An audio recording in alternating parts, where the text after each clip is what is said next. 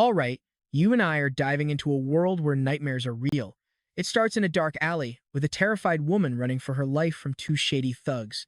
These guys have creepy smiles on their faces, but their intentions are deadly. Cornered, the young woman clutches her bag, desperately hoping for a miracle until a sudden voice commands the thugs to stop, making them spin around in confusion. One thug demands to know who this random kid is walking up while casually eating a candy bar, while the other barks that there is nothing for him to see here.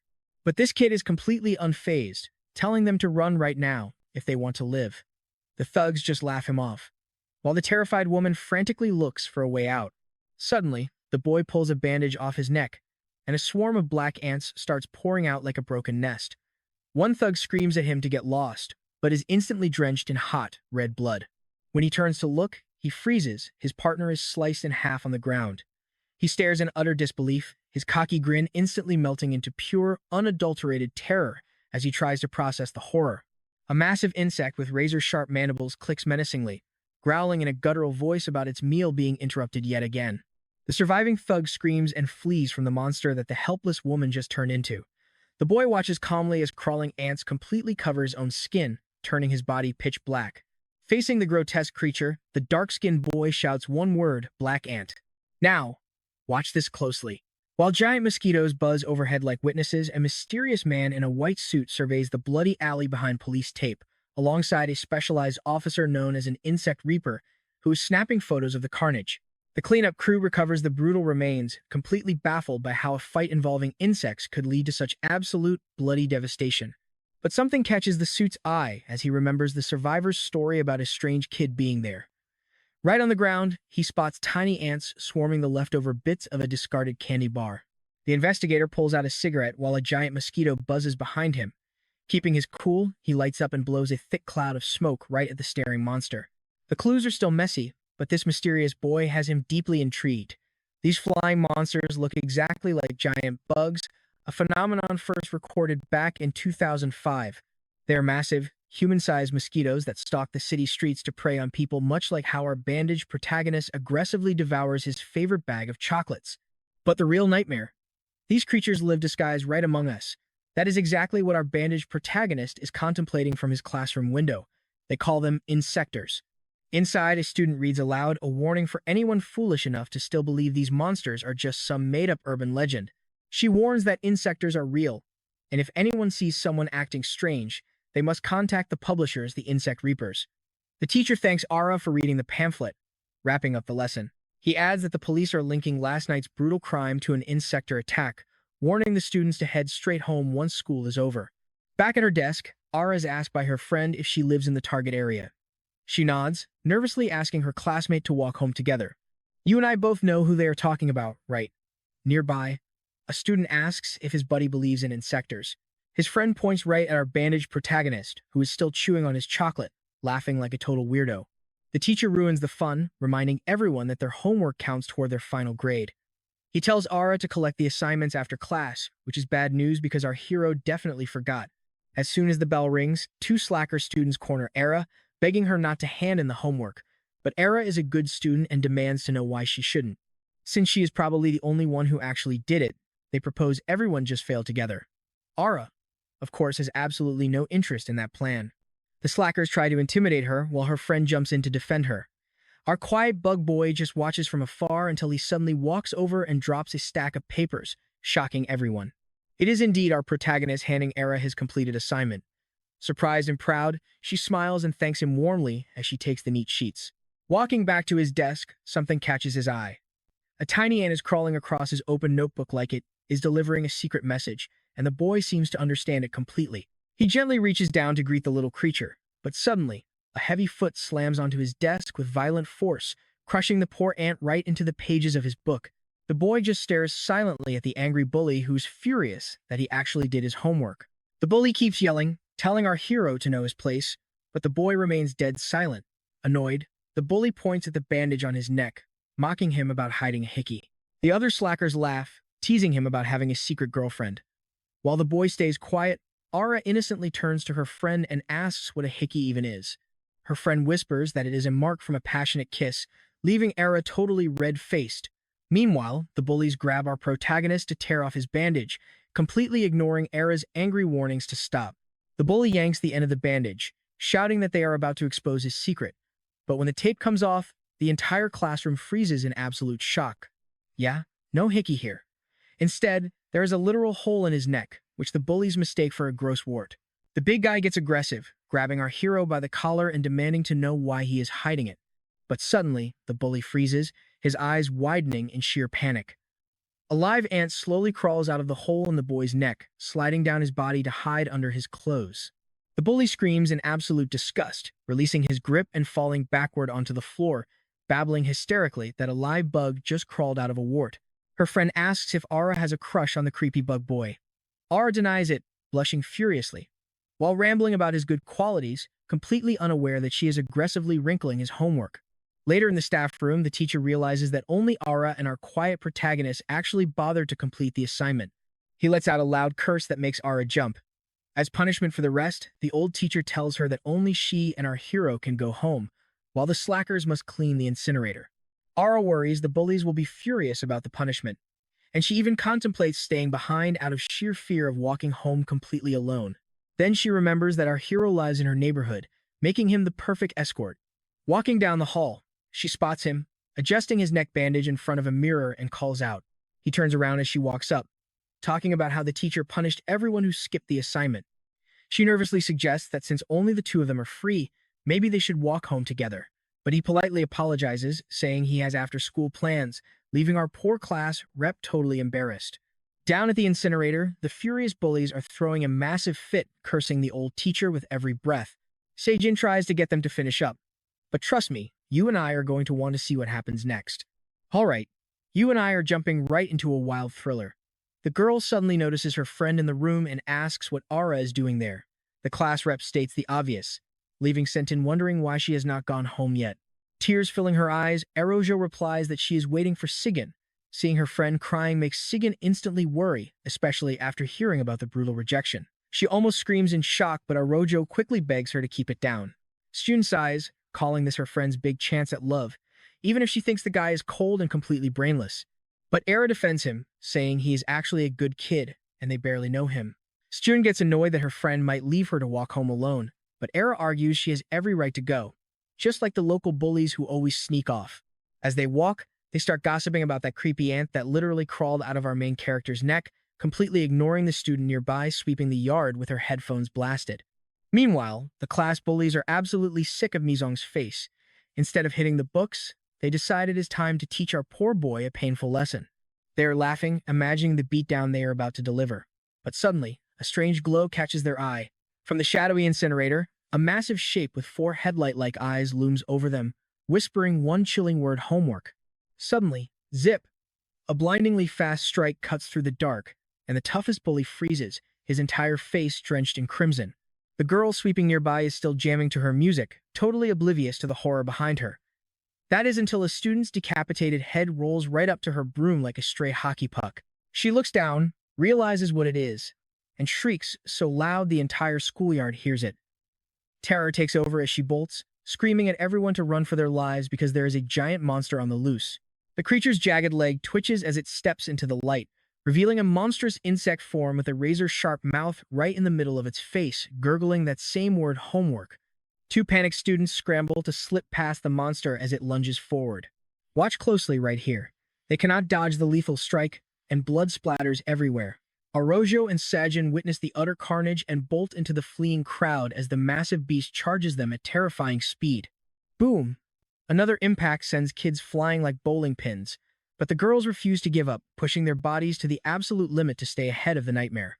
Thudding footsteps echo right behind them. Suddenly, Sin feels a heavy grip slam onto her shoulder. She spins around in terror, expecting to see her friend getting ripped apart. But nope, that coward just used her as a springboard to jump ahead. The poor girl falls hard, cracking her head against a jagged stone. Orojo halts in her tracks, screaming her friend's name in pure panic. She runs back, kneeling over Sedin's limp body and desperately trying to wake her up. The monster's heavy footsteps draw closer and closer, but a weeping Orojo refuses to leave her side, accepting her fate. The beast roars homework looming over the helpless girl. But suddenly, pure courage takes over the class representative. Her leadership instinct kicks in, and she stands tall, fiercely commanding the monster to back off. A grotesque mouth starts to twist on the creature's face, attempting to speak to the brave young leader. Suddenly, a pair of familiar glasses shifts onto the monster's face. It rasps a warning, claiming it already sent that other girl home. Arojo freezes, her eyes widening as she realizes this monster is their teacher.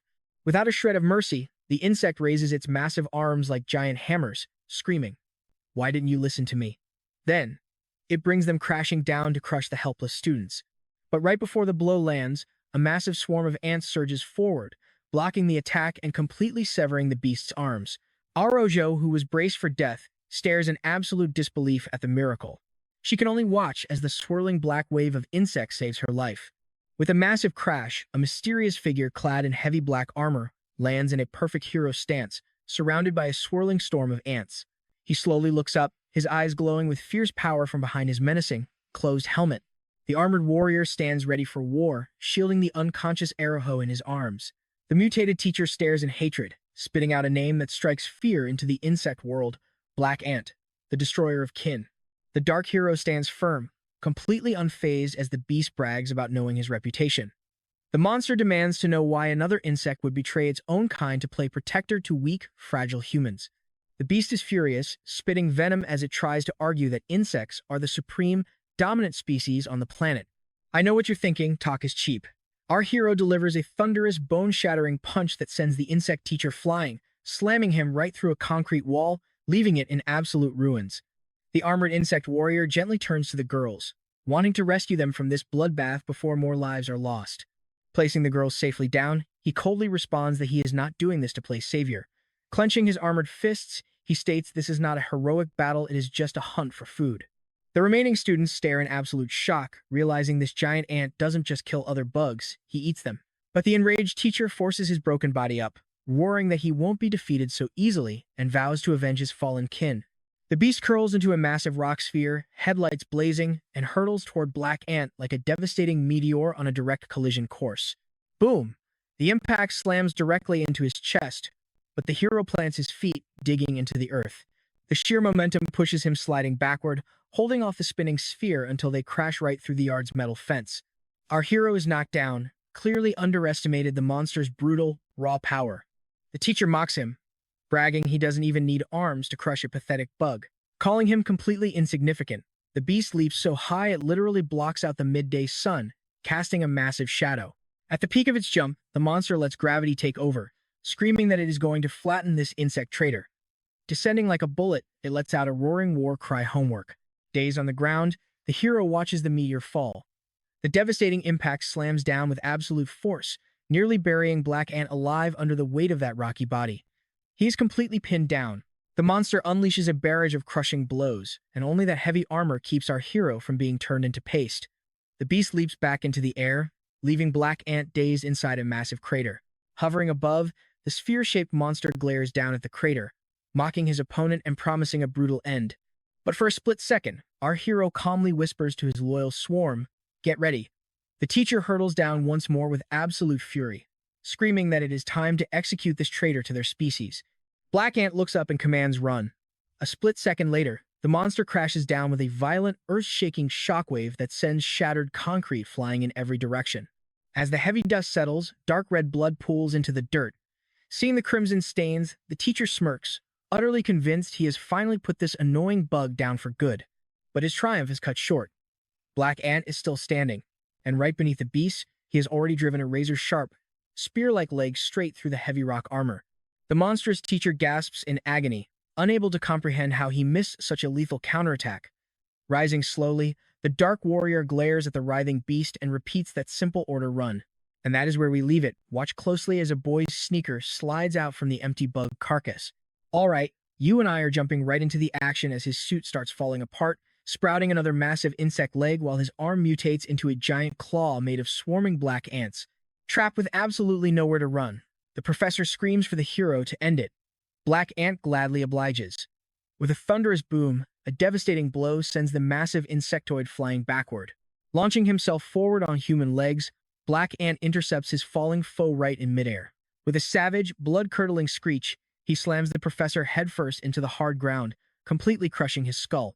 Clinging to life, the professor gasps out a question about the boy's insane power, But the hero is not done playing yet, effortlessly lifting his broken body off the ground again. Baring his sharp fangs, the ant screeches as the helpless villain pathetically begs for mercy. There is zero pity here. The brutal hero digs his razor-sharp claws deep into the rocky monster's chest. In a hilarious final moment of agony, the dying teacher screams for his student to submit his homework. Unimpressed, the ant finishes the job, completely crushing him without a single second thought. The stone body crumbles to dust, leaving only his shattered glasses behind. Just like that, our hero heads out, celebrating a hard-earned victory with his loyal little ants. Slowly, the terrifying insect features melt away, leaving behind the ordinary young Mizone. But as he tries to walk away, a mysterious shadow looms from the dark trees. He freezes instantly, refusing to look directly at the newcomer. In the shadows, another armored figure with a heavy helmet stands perfectly still, watching his every move. This golden-armored stranger stands motionless, enveloped by shifting black spots that contrast sharply with his shiny gear.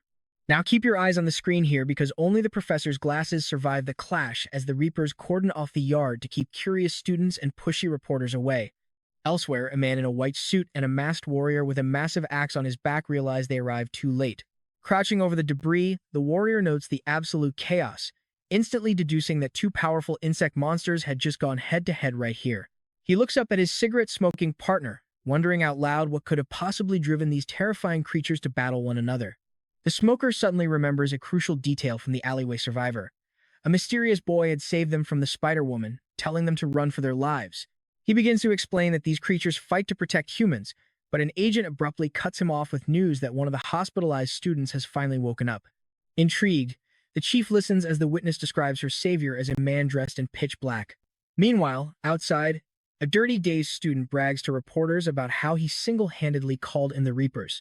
Feeling like an absolute national hero, the excited kid boasts about capturing epic photos of the monster attack. But when he proudly unlocks his phone to show off the proof, the images are a blurry, unreadable mess. Nearby, an agent grumbles about the broken security cameras, wanting to kick the media out as the white-suited chief and his silent warrior walk up. The chief insists on letting the press stay, believing it's time humanity learns these monsters are real. But the masked warrior warns that getting normal citizens to accept this truth won't be easy. Right then, they notice Arajo on the phone, gently reassuring her worried mother that she's perfectly fine. Grabbing an oxygen mask, the fiery girl sharply orders the Reaper boss to put out his cigarette on school grounds. Embarrassed, the chief quickly apologizes and claims it is just a high-tech mosquito repellent. Despite feeling sympathetic to the traumatic situation, the white-suited boss needs answers, asking Era exactly what went down during the chaotic fight. Shaking from trauma, the girl explains how a dark, imposing figure in black suddenly appeared right after the teacher transformed into a monster. You might be thinking the same thing as these investigators when they ask why she's so sure her savior was human. Well, she fainted, but she remembers a man, not some mindless beast. Leaning against the vehicle, a look of relief washes over her as she remembers how that shadow in black fought to protect them. The chief listens intently, processing her words. He asks if there are any students missing from the yard's cleanup crew, and she confirms that one boy is indeed absent. Intrigued, the chief asks for details on this missing student. Meanwhile, as night falls, Ming-sung slips back home, greeted by his grandmother's warm smile and a table full of fresh dinner. She proudly points out that she prepared all of his favorites. Looking down, he sees a massive, delicious feast waiting just for him. Mizung stares at the food, trying to find a polite way out. He quietly admits he has no appetite, causing his grandmother to gasp and take a step back in sheer shock. The boy looks up as she asks, her voice dripping with worry. If he did that thing again. She frantically checks him over for injuries, but Msong reassures her he is completely fine, just full. Relieved, she gently kisses his forehead and tells him to go get some rest. Before entering his room, Misom asks her to save the leftovers for breakfast. As his door shuts, the grandmother breaks down in tears, praying to God to protect her sweet boy. Knowing he carries an unbearable burden, she weeps at how cruel the world is, while a steady line of ants climbs the wall toward Mizong's open window. Meanwhile, a grim television broadcast plays, breaking down the horrific tragedy at a high school in Guro, where several innocent students were attacked by an insector. In the pitch-black bedroom, the news report exposes the monstrous truth about the teacher, completely destroying the comforting lie that these insectoids were just myths. As the ants swarm Mizone on the bed, a student on TV tearfully explains the homework incident. Staring blankly, the boy allows the bugs to crawl back inside a hole in his neck as viewers call for total insect eradication. Closing his eyes, our exhausted protagonist drifts off to sleep, his consciousness slipping back down into his internal ant colony. Inside a sketchy building tied to child trafficking, three tense cops sweep floor by floor. Suddenly, a strange sound echoes, and the lead officer signals his team to halt. Pressing tight against the wall with guns drawn, they listen closely. The lead cop nervously creeps forward, slowly approaching a dark doorway ahead. The man freezes in horror at the scene before him.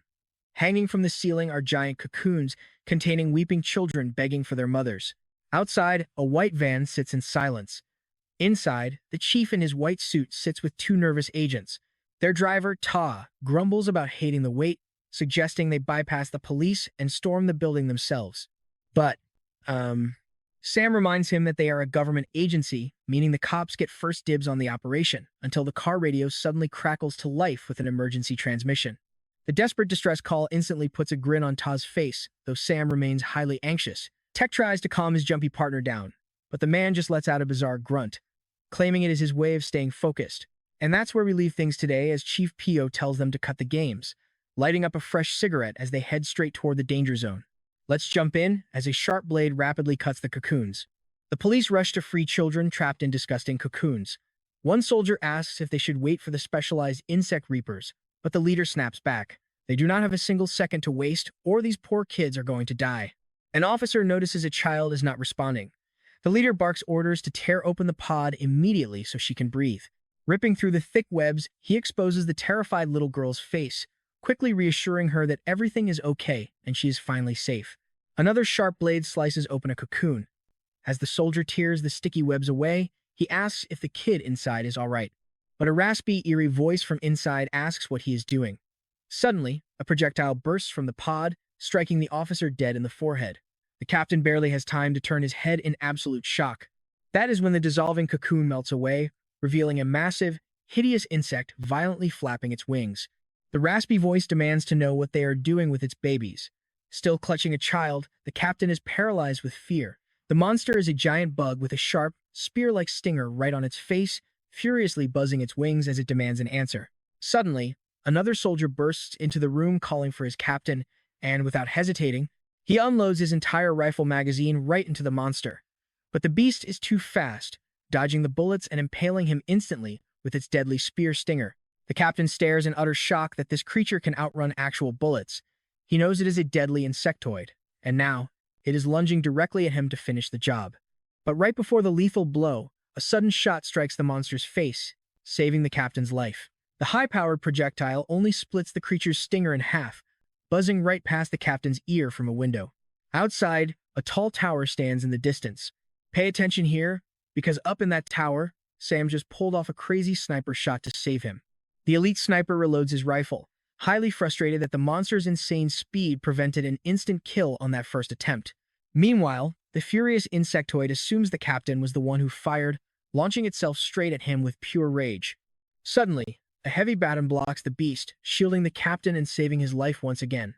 This time, Tav steps in to assist the cops, mocking the insectoid's weird voice. When the creature demands to know his identity, the agent proudly declares himself an insect reaper, swinging his weapon like a baseball bat to smash the monster's head. The flying beast crashes hard into the wall, a complete touchdown. Pio strolls in, puffing on his cigarette, telling the captain to grab the kid and get out. But the insectoid quickly recovers, charging forward furiously to stop them from taking its baby. Suddenly, Pio unleashes his hidden ability, exhaling a massive cloud of smoke like an erupting volcano. As the room fills, the insectoid starts coughing, reacting like a bug sprayed with heavy pesticide. The calm leader explains that the smoke has already paralyzed its nervous system. He tells the beast to start cooperating and reveal exactly what it did with the missing children. Choking on the poison, the insectoid rips off its own stinger, snarling that it wants the black ant, not these human larvae. The agents do not appreciate being called larvae, but Pio is highly intrigued by the name the creature mentioned. Sensing danger, the beast plays its trump card, shooting dozens of sharp spikes directly from its face at them. Watch closely here. Pio inhales his cigarette with everything he's got, blowing a massive smoke screen to block the incoming spikes. Tav also jumps into action, skillfully deflecting the spikes heading his way with his heavy baton. The monster uses the attack to flee toward the window. The chief radios Sam to stop it, but only a sudden scream of pain echoes back over the comms. Since no sniper shots were fired, the chief urgently asks what happened. Sam is heavily wounded by the monster's stray spikes, warning them that the beast is too fast. The agents inside are deeply frustrated, knowing they let their target escape. They pack up and leave. Following the horrific insectoid attack, the school is shut down for a week, with flowers placed on empty desks to honor the tragic loss of the students. While Su Yang gets a medal for reporting the insectoid, Arajo scrolls through social media, annoyed that everyone is celebrating someone she thinks does not deserve the hype. She also worries about Shin, who has been ghosting her in the hospital ever since his major head surgery.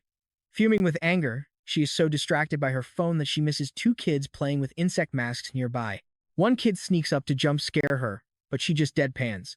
Without missing a beat, she punches him straight in the face, warning him to never pull a stunt like that again. Crying, the kid flees, shouting that he is telling his mom. She just yells back that she will tell his mother first.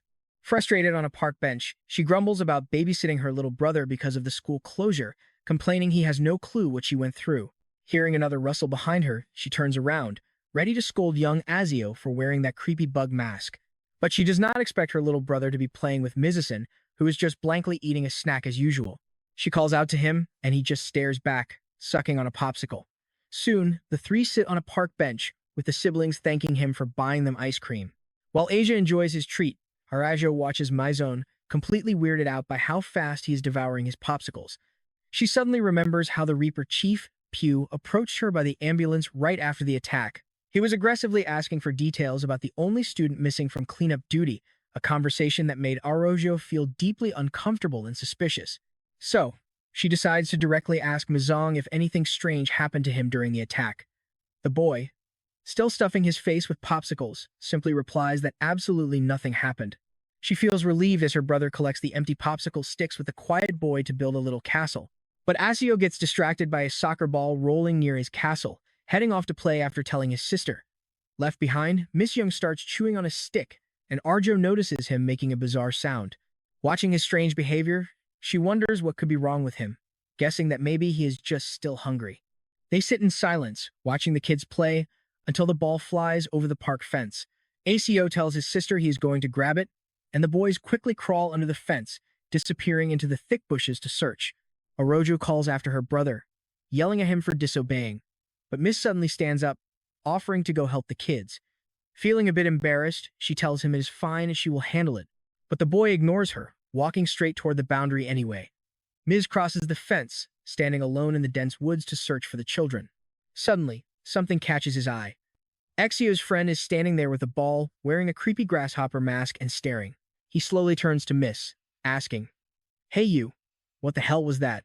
Back inside the park, Io returns to Arojo. When asked about the ball, he tells her that Miss told him to head back. Meanwhile, the kid in the mask confronts Mizong, bragging that he is in control and asking if our boy is one of them. It turns out he set a trap, and trust me, you and I are not ready for this upcoming ambush. All right, you and I are jumping right back in. Miss Young steps in, explaining he is in a terrible mood after yesterday's clash with the Reapers, treating him like a total rookie. The guy warns him not to ruin his hunt again, but our main character is already peeling off his bandage. That is when the grasshopper masked boy sees the heavy, dark aura of our hero's ant swarm. His eyes go wide under his mask as the hero mocks his warning. Right then, black armor starts forming over our main character's body as he tells this bug child that he is talking pure garbage. The grasshopper kid points at our hero in absolute shock. Suddenly, pure rage takes over, making him crush the ball in his hand as he screams, "Black ant, you relative killer." The insect villain starts laughing mockingly, ignoring the ants swarming over his skin, and boasts that he has actually been hunting down our hero this entire time. With our main character fully armored up, the bug kid sneers that the black ant is famous for devouring insects, but he promises this fight is going to end very differently. Furious, the kid screams about the laws of the insect court, convinced he will walk away with a massive gold reward for killing this traitor. He instantly transforms into his true monstrous bug form and lunges with his stinger, aiming for the top. He fires a devastating red energy beam, looking to pop our hero like a cheap balloon. But the blast only chips his helmet, and our hero glares back with glowing, intense eyes. The mosquito monster retreats high into the sky, locking onto the black ant for another deadly projectile shot. Our hero stands perfectly still as the beast zips around him in a blur, throwing out non-stop threats. But that constant buzzing is getting highly irritating, and our boy just scratches his head at this loudmouth. Now pay attention to this absolute beatdown. The ant commands the beast to shut up, snatches him midair, and slams him into the dirt with zero mercy. The bug's face is smashed into the dirt, and our hero has absolutely no intention of letting him go easily. Meanwhile, Arajo is left speechless when the boy finally returns to the park with nothing but a little dirt on his cheek. She quickly wipes his face to hide any evidence of the brutal clash. Right then, innocent little Ahayo asks if they found his toy ball, and our main character calmly lies, saying his little friend already went home. With the crisis averted, the cute little brother proudly announces that he cleaned up all of our hero's trash. Arajo teases that the kid only did it for extra treats. But suddenly, she notices our main character's expression soften. As he and the boy negotiate for ice cream, she realizes that our quiet hero actually knows how to smile. Holding the bag of treats, Arajo asks if they can really keep them all, and he happily agrees. He mentions he is no longer hungry, leaving her wondering how that is even possible. Suddenly, a chilling gust of wind makes Arajo look toward the trees behind the fence, where the leaves are rustling non-stop. Deep in the woods, the massive carcass of the dead mosquito monster lies rotting in the bushes. 1 week later, the school finally reopens its gates, and students stream back in, ready for a new semester. Following the massive incident, our main character walks by himself while other students chat nearby. They complain about skipping breakfast and gossip about what they did during their forced time off school. But the second they spot him walking behind them, they shut up and pretend he does not exist. Meanwhile, in the hallway, Arajo holding a memorial flower looks completely outraged. A massive notice on the wall announces that their classroom is closed, forcing the students to be split up and reassigned due to the attack. She spots her name on the roster for Class 5, and thankfully, her friends Sion and our main character are in it too. But what really crushes Arajo is losing her title as the class representative. And so, Day 1 in Class 5 begins. A depressed Arajo mindlessly scrolls through her phone while everyone else finds their desks. You and I can both feel her frustration here. She is staring at her phone in despair since Sion is completely ghosting her messages. To make matters worse, she is stuck in a classroom full of absolute clowns. A group of kids is sucking up to this guy named Soyoung, begging for details about the bug attack. Soyoung brags like he was the ultimate hero of the day, which makes Arajo boil with rage. A fierce blonde girl sitting right next to Arajo also seems totally disgusted by the loud boasting.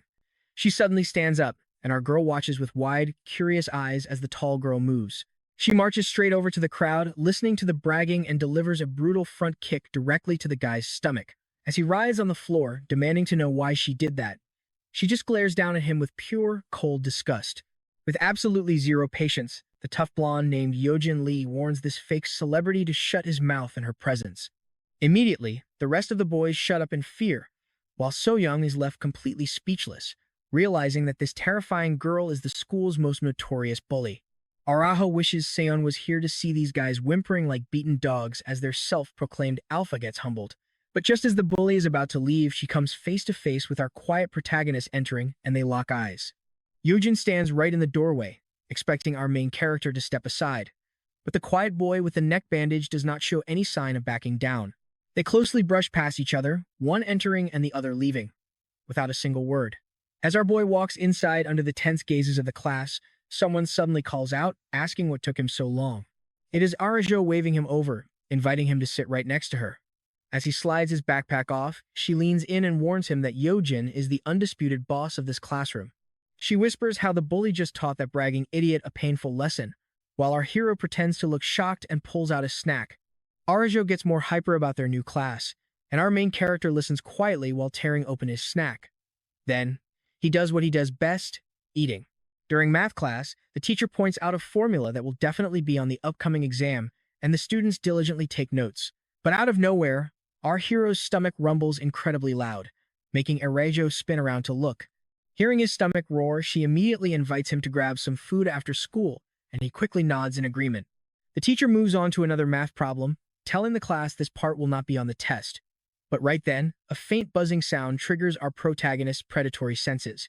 He can clearly visualize its ugly form in his mind, knowing with absolute certainty that an insect is hiding very close by. The recess bell finally rings, and Arajo happily turns around to invite him for that snack. But he is already gone, leaving her to assume he was just starving.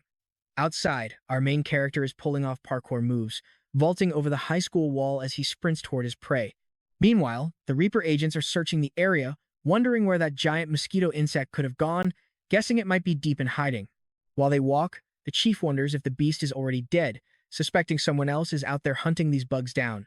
As they round a corner, they are stunned to see our hero running full speed in the opposite direction, chasing his lunch. The kid slams right into the chief, catching him completely off guard. Our hero just ignores both agents and keeps sprinting, leaving the rookie wondering whether to yell at him or check on his boss. But the chief just dusts himself off and suggests they leave the kid be. As our agent watches the kid run off, he jokingly assumes he is just skipping school. And that, my friends, is where we leave it for today. Alright, you and I are diving straight into this crazy mess.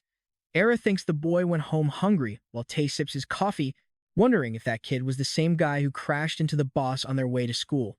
Before leaving, Pio hands Era a Reaper card, telling her to pass it to her hungry friend the moment she spots him. As she stares at the strange card, the two agents leave the school grounds, heading straight to the hospital where Sam is recovering from his brutal injuries. Reading the card, Arajo is stunned to realize the guy in the white suit is the leader of the anti-insect extermination squad. Meanwhile, deep inside a dark, abandoned factory, a dragonfly monster lies in wait, ready to strike. The monster watches the pitch-black factory, tracking a strange noise echoing through the halls. Suddenly, a massive leg catches the light, and emerging from the shadows is the black ant, completing his terrifying transformation. Gliding on his wings, the dragonfly monster locks eyes on our hero, calculating his next move. He lands with a heavy thud, flashing claws that glow with a deadly golden light. Unfazed, the black ant keeps marching forward. His opponent cracks his neck, looking exactly like a heavyweight boxer warming up for round one. No hesitation. Our hero charges with blinding speed, but the monster blocks the strike with a golden claw, instantly counterattacking with a brutal double kick right to the ant's chest. Throwing backward with his guard broken, the insect rushes in to finish the job. But our main character recovers instantly, blocking the incoming strike with his left fist. The dragonfly beast slides back, cracking his joints as if he is absolutely loving this fight. But the black ant realizes something is off about his opponent's weird movements. Sensing a strange presence, the flying monster looks around. High above, a tiny ant subtly descends behind him on a single thin thread. Opening his hand, our hero summons a massive cloud of hundreds of ants. With a sudden swing, he hurls the swarm right at his enemy.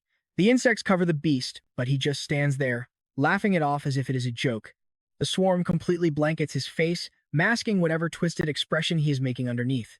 Now pay attention here, because this is where the real trap is sprung. Glowing silver threads suddenly wrap around the monster's arms from above, but as he looks up, our hero sighs, sensing his plan is about to fail. Just like that, the beast shreds the threads and cracks his neck, mocking the hero's effort.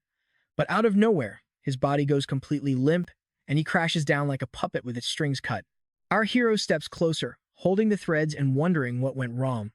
But the fallen enemy is far from finished. Twisting his neck, the beast flashes a sadistic grin and opens his mouth to reveal a terrifying surprise.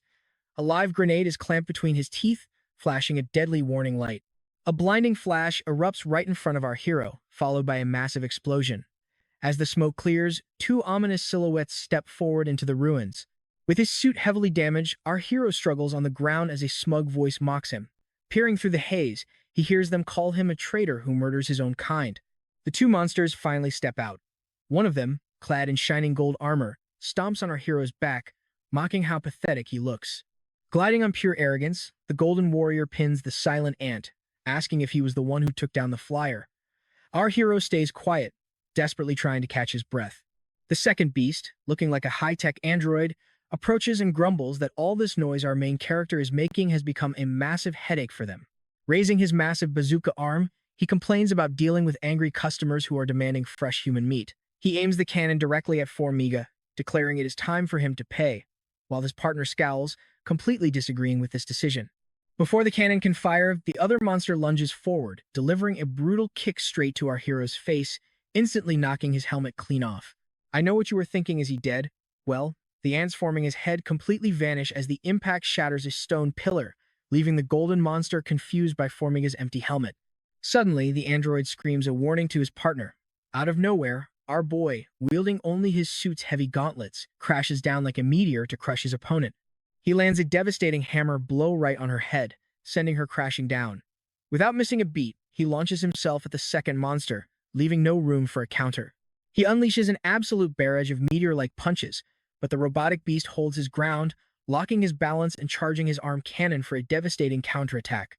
The bazooka fires a rocket, detonating directly against our hero, but Misong blocks the explosion with his gauntlets and fires back with a massive right hook. Suddenly, glowing blue wires wrap around his wrist, stopping his fist inches from the robot's face as a cold voice commands him to stop. Misong looks up to find his arms completely bound in glowing silk webs. The monster sneers, telling him that despite his high intelligence, this was an incredibly reckless move.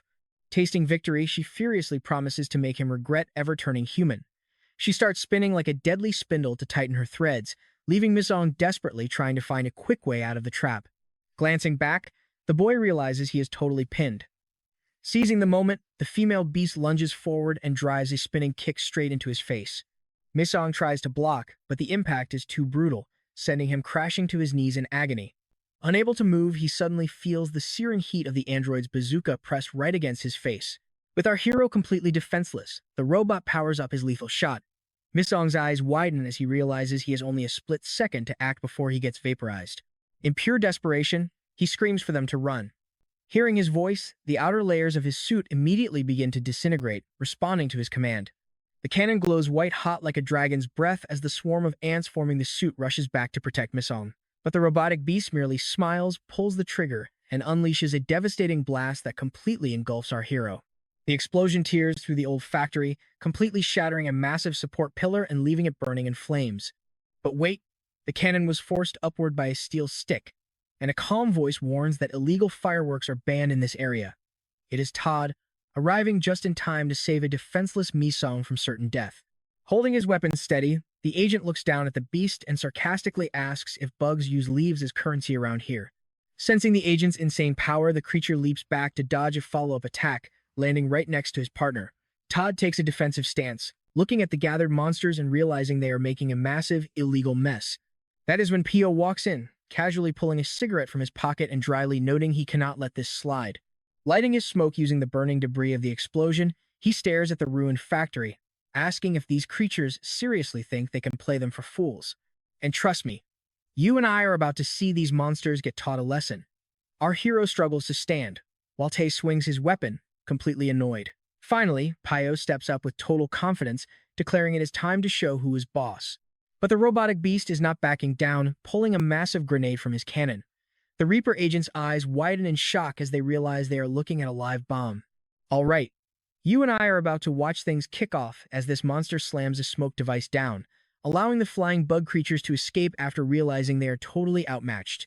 Tash screams about how unfair it is for them to run away like cowards, prompting the boss to ask if the company can send over a helicopter. Frustrated, the agent with the staff asks what their plan is for our main character, while Pio has endless questions for the Black Ant. Suddenly, the agents realize our hero has vanished too, and Tal warns that Jin will absolutely lose his mind over losing another target. Meanwhile, with blood dripping down, our beaten hero slumps against a dark wall, desperately trying to recover. Stumbling through the dark alleyways, he leaves a grim trail of blood behind him. Mizong finally drags himself home, knowing that only a warm plate of his grandmother's cooking can help ease his agonizing pain. His grandmother nags that he did not even wash up before eating, but the moment she sees him covered in brutal cuts and bruises, she nearly collapses from sheer shock. Crying, she asks if he has gone hungry all day, clearly aware of his bizarre, insect-like cravings. With his mouth stuffed, Mizong tells her that he has not eaten a single bite and desperately needs to replenish his strength. He shovels down mouthful after mouthful, focusing entirely on devouring the food as if eating could somehow suppress the wild, animalistic urges clawing inside him. Once finished, he stumbles into his bedroom in a daze, shutting the door tightly as the crushing weight of everything he went through today finally crashes down on him. Fighting the agonizing pain, his mind is pierced by buzzing insect voices questioning his loyalty to his own kind. He remembers that monstrous teacher from school asking him a fateful question why he was protecting worthless humans, but he knows that is not his destiny. Ripping off his clothes, bizarre black marks appear all over his skin, while a voice screams in his head that he has no reason to care about humanity, reminding him of the mosquito's warning about the court of insects. He is completely lost regarding this insect hierarchy, his body twisting in agony as the black spots covering his skin slowly drive him insane. Overwhelmed by a compulsive urge to feed, those spots reveal a horrifying truth. Thousands of ants are inside his body, eating him alive. He collapses to his knees, screaming in pure agony, knowing that if he does not eat, his insect sisters will devour him. Under the eerie glow of the full moon, inside a creepy abandoned warehouse, a mysterious blonde figure wearing a mask and hood slowly drags a thick, heavy rope. 3 massive body bags are dragged down the pitch-black corridor before being stuffed into an old industrial refrigerator, looking exactly like cuts of meat in a slaughterhouse. As she lines up the bodies inside the freezer, her blue eyes widen in shock when one of the supposed corpses suddenly whimpers for help. Despite her brief hesitation, the masked girl quickly hardens her heart, tossing the bag in with the rest and preparing to slam the heavy door shut. She pauses for a brief moment, her young face visible as she hesitates, listening to the desperate, muffled pleas of the man trapped inside the bag. And bang, the door slams shut. Now watch this. Because a furious old man is slamming his fist on a table, desperate to eliminate Black Ant to impress the court of insectors. This angry 60-year-old man is furious that the insect hunters messed up his plans. He orders her to double their stock of human cargo, a demand that leaves the masked girl staring at him in complete disbelief. Pulling off her mask, she reveals herself as Yu-jin, the fierce girl from Mizong's school, coldly reminding him that she only takes these jobs because she has absolutely no choice. Supported by his metallic robotic leg, the old man glares at her, his eyes narrowing as he suddenly notices something very familiar on her. He reaches out and grabs her collar, ignoring her warning not to touch her as he recognizes that her school uniform is from the exact same academy as Mizong. Staring her down with a terrifying expression on his half-cyborg face, the old man demands to know if she has any connection to the infamous Black Ant. But Yu-jin slaps his mechanical hand away, coldly trying to convince him that she has absolutely no reason to know our main character. Still suspicious, the cyborg orders her to track down the boy and eliminate him once and for all, but the stunned girl snaps back that she is not his personal assassin. Before she can even finish her sentence, his metal hand wraps around her neck. As his fingers squeeze her throat, he warns her that defying them means she will never survive the wrath of the court of insectors. Just then, a sudden bark echoes from outside, forcing the old man to turn around. A vicious guard dog is barking madly, chasing a mysterious runner darting across the dark warehouse yard. A bald man with a serial number on his chest is fleeing, desperately trying to outrun the fierce beast snapping at his heels. The old man peers out the window before rushing to check the security feeds. He realizes one of the freezer units is open, but Yu-jin quickly insists that she locked it properly. The cyborg does not care about one escaped prisoner, knowing humans are easily replaced. Suddenly, his mechanical arm begins to glow with a deadly light as he turns back to finish their conversation. Massaging her bruised throat, Yu-jin declares that she is officially out of this deal. Unbothered, the old man just smiles and casually snaps his fingers like he is lighting a match. Outside, the dog bites the fugitive's leg, but trust me, what happens next is way worse. He suddenly feels his entire body burning up from the inside. A glowing brand ignites on his chest, reading AB-99. As he screams for the agony to stop, with a sudden blinding flash, he explodes, leaving the two disguised insect monsters staring silently out the window. Turning to her, the old man coldly warns the terrified girl that this is exactly what happens to anyone who dares to cross him. Yu-jin freezes in terror as her own chest brand begins to burn. Staring into his monstrous eyes, she realizes he is deadly serious about his command to hunt down the Black Ant. Moving on to the school cafeteria, a massive line of hungry students is waiting. One starving boy begs for extra sausages, but the lunch lady brutally denies his request without a second thought. Meanwhile, Subong and Araho watch in pure disbelief as our main character aggressively vacuums up piles of food. Everyone is completely shocked by the insane speed and amount he is eating. Araho has never seen him eat like this, joking that the boy has the appetite of 10 starving beggars. But Mizan ignores their stares, knowing this is a desperate battle for survival. Harajo senses that something is seriously wrong. Suddenly, the boy coughs violently and drops his spoon, his eyes wide with horror as the ants begin tearing at his insides once again. Doubled over in pain as the dark spots spread across his skin, he barely notices Araho stepping up to help. Meanwhile, Subong is still whining about missing out on sausages while our boy cleared the cafeteria. The annoying popular kid confronts Mizan, who is desperately struggling to control his monster instincts and smugly asks if his dad owns the school. But Arajo steps in, explaining that Mizan paid 10 times the normal price to eat as much as he wants. Fighting through agony, our boy hides his pain while the popular student, Su Yang, makes a smug comment. He leans in close, whispering a provocative theory could Mizong actually be an insector. Mizong's head pounds like a drum as the annoying guy continues to babble, while the surrounding students lean in, curious about the tense scene. Standing nearby, Yu-jin listens closely as Su Yang gossips about our hero being mysteriously absent on the day of the attack. Mizong is too weak to defend himself, but Arajo stands up for him as Su Yang tries to piece the clues together. And that's where we leave it with the flesh-eating ants driving him mad, while the voices around him fade into total darkness. Alright, you and I are jumping right back into the madness as Su Yang keeps yelling, completely shutting down the class rep, until someone suddenly clamps a hand over his mouth. It was Mizong, holding onto his last bit of sanity, lifting the guy right off the ground. Stuyen could feel the raw strength squeezing his face, his eyes wide with absolute terror. Our main character was about to lose it when Arjo begged him to stop. Mizong tossed the annoying brat aside, sending him crashing straight into a student minding her own business with a lunch tray. The crowd parted, and our guy bolted, while Arjo shouted after him.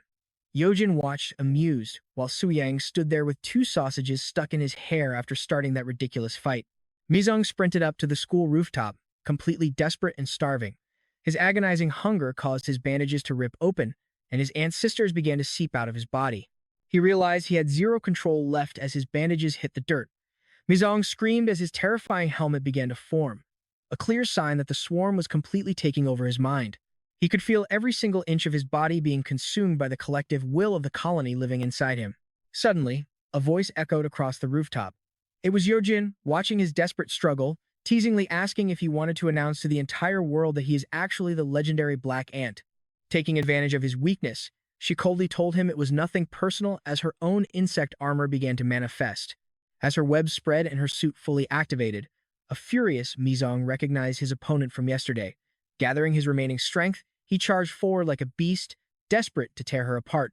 But Silk simply braced herself, weaving glowing blue webs right from her fingertips.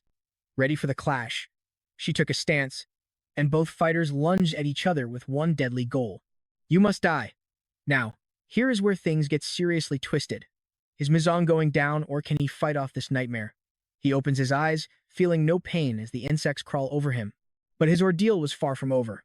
Pure agony surged through him as 4 massive, terrifying black ants pinned him down, pulling his limbs apart like they were fighting over a meal. Dangling helplessly in the air, he begged the creatures to let him go, desperately crying out how much more they wanted from him. That is when a monster crawled toward his head with razor-sharp jaws. Bracing for death, he felt cold fangs sink into his neck as the creepy voice of the swarm hissed that they wanted everything. Out of nowhere, a massive red ant violently attacked the creature on his head, while our hero lay there, completely paralyzed. Mizong could only listen to the sickening sounds of the brutal clash around him. Dropping to his knees, he realized that a far more terrifying entity had taken root deep inside his own body. The boy snapped his eyes open, trying to figure out if it was all a nightmare. He slowly sat up in bed, trying to process the absolute insanity of the last few hours. He touched his neck, surprised to find the throbbing pain completely gone. After getting dressed, Mizong walked out to the living room, desperately trying to piece together the rooftop fight. Seeing that the ants inside him were calm, he figured he must have won. As he struggled to remember the other insect sector user, his grandmother called out from the couch, offering to make breakfast. But he had 0 appetite. His grandmother then asked if he had caught any cool bugs yesterday. Mizong, drawing a complete blank, asked how he even got back. Drinking his milk, he froze when his grandma mentioned a slender, blonde girl carrying him through the door. Our hero nearly choked. His grandmother added that the girl brought him home covered in blood, and while she seemed nice, she looked troubled. She then asked if the girl was special, just like him. Unsure of the truth, Mizong just said Yojin was a classmate, all while silently wondering what on earth happened to his aunts. But wait, don't blink because everything changes right here. His eyes fly open as his instincts scream that another insect is close by. He completely tunes out his grandmother, focusing only on the threat. In his mind, a creepy robotic figure with a demonic face kept calling out to him. Cut to a bullet train rushing past as we see an empty field. There, Yojin and a sinister old man waited. He scolded her for making a massive mess, but she snapped back, insisting she did her absolute best. The cyborg old man scoffed, saying her best should have been killing the ant. She looked at him in disbelief, arguing she barely survived the brutal beating. Furious, she told him to do the dirty work himself, warning that their target is an absolute monster. The old man just stared back, his eyes glowing with malice in the dark night. He calmly noted that the black ant was already here. Yojin spun around, searching the area, her old scars throbbing with intense anxiety from their last fight. While the train roared by, our hero crouched in the shadows. Stepping into the moonlight, his sleek, completed armor gleamed under the silver night sky. The 2 enemy insect users knew exactly where he stood, and our hero clearly had no intention of hiding in the shadows. They began to transform. The old man warned her not to fail again, but she told him to shut up before charging at our hero, yelling for backup. Black Ant clashed with Silk in her golden armor as she threw a lethal kick. He blocked it with his left arm, gearing up for his next move as he yelled, "Run!" Channeling the entire swarm into his fist, he delivered an explosive punch straight to Yojin's stomach, sending her flying backward through the air. The blast sent her tumbling out of control, leaving the ant standing alone in the field. Gasping for air, she realized with dread that he was way stronger than before. Seeing him turn his back, she screamed, asking where he was going.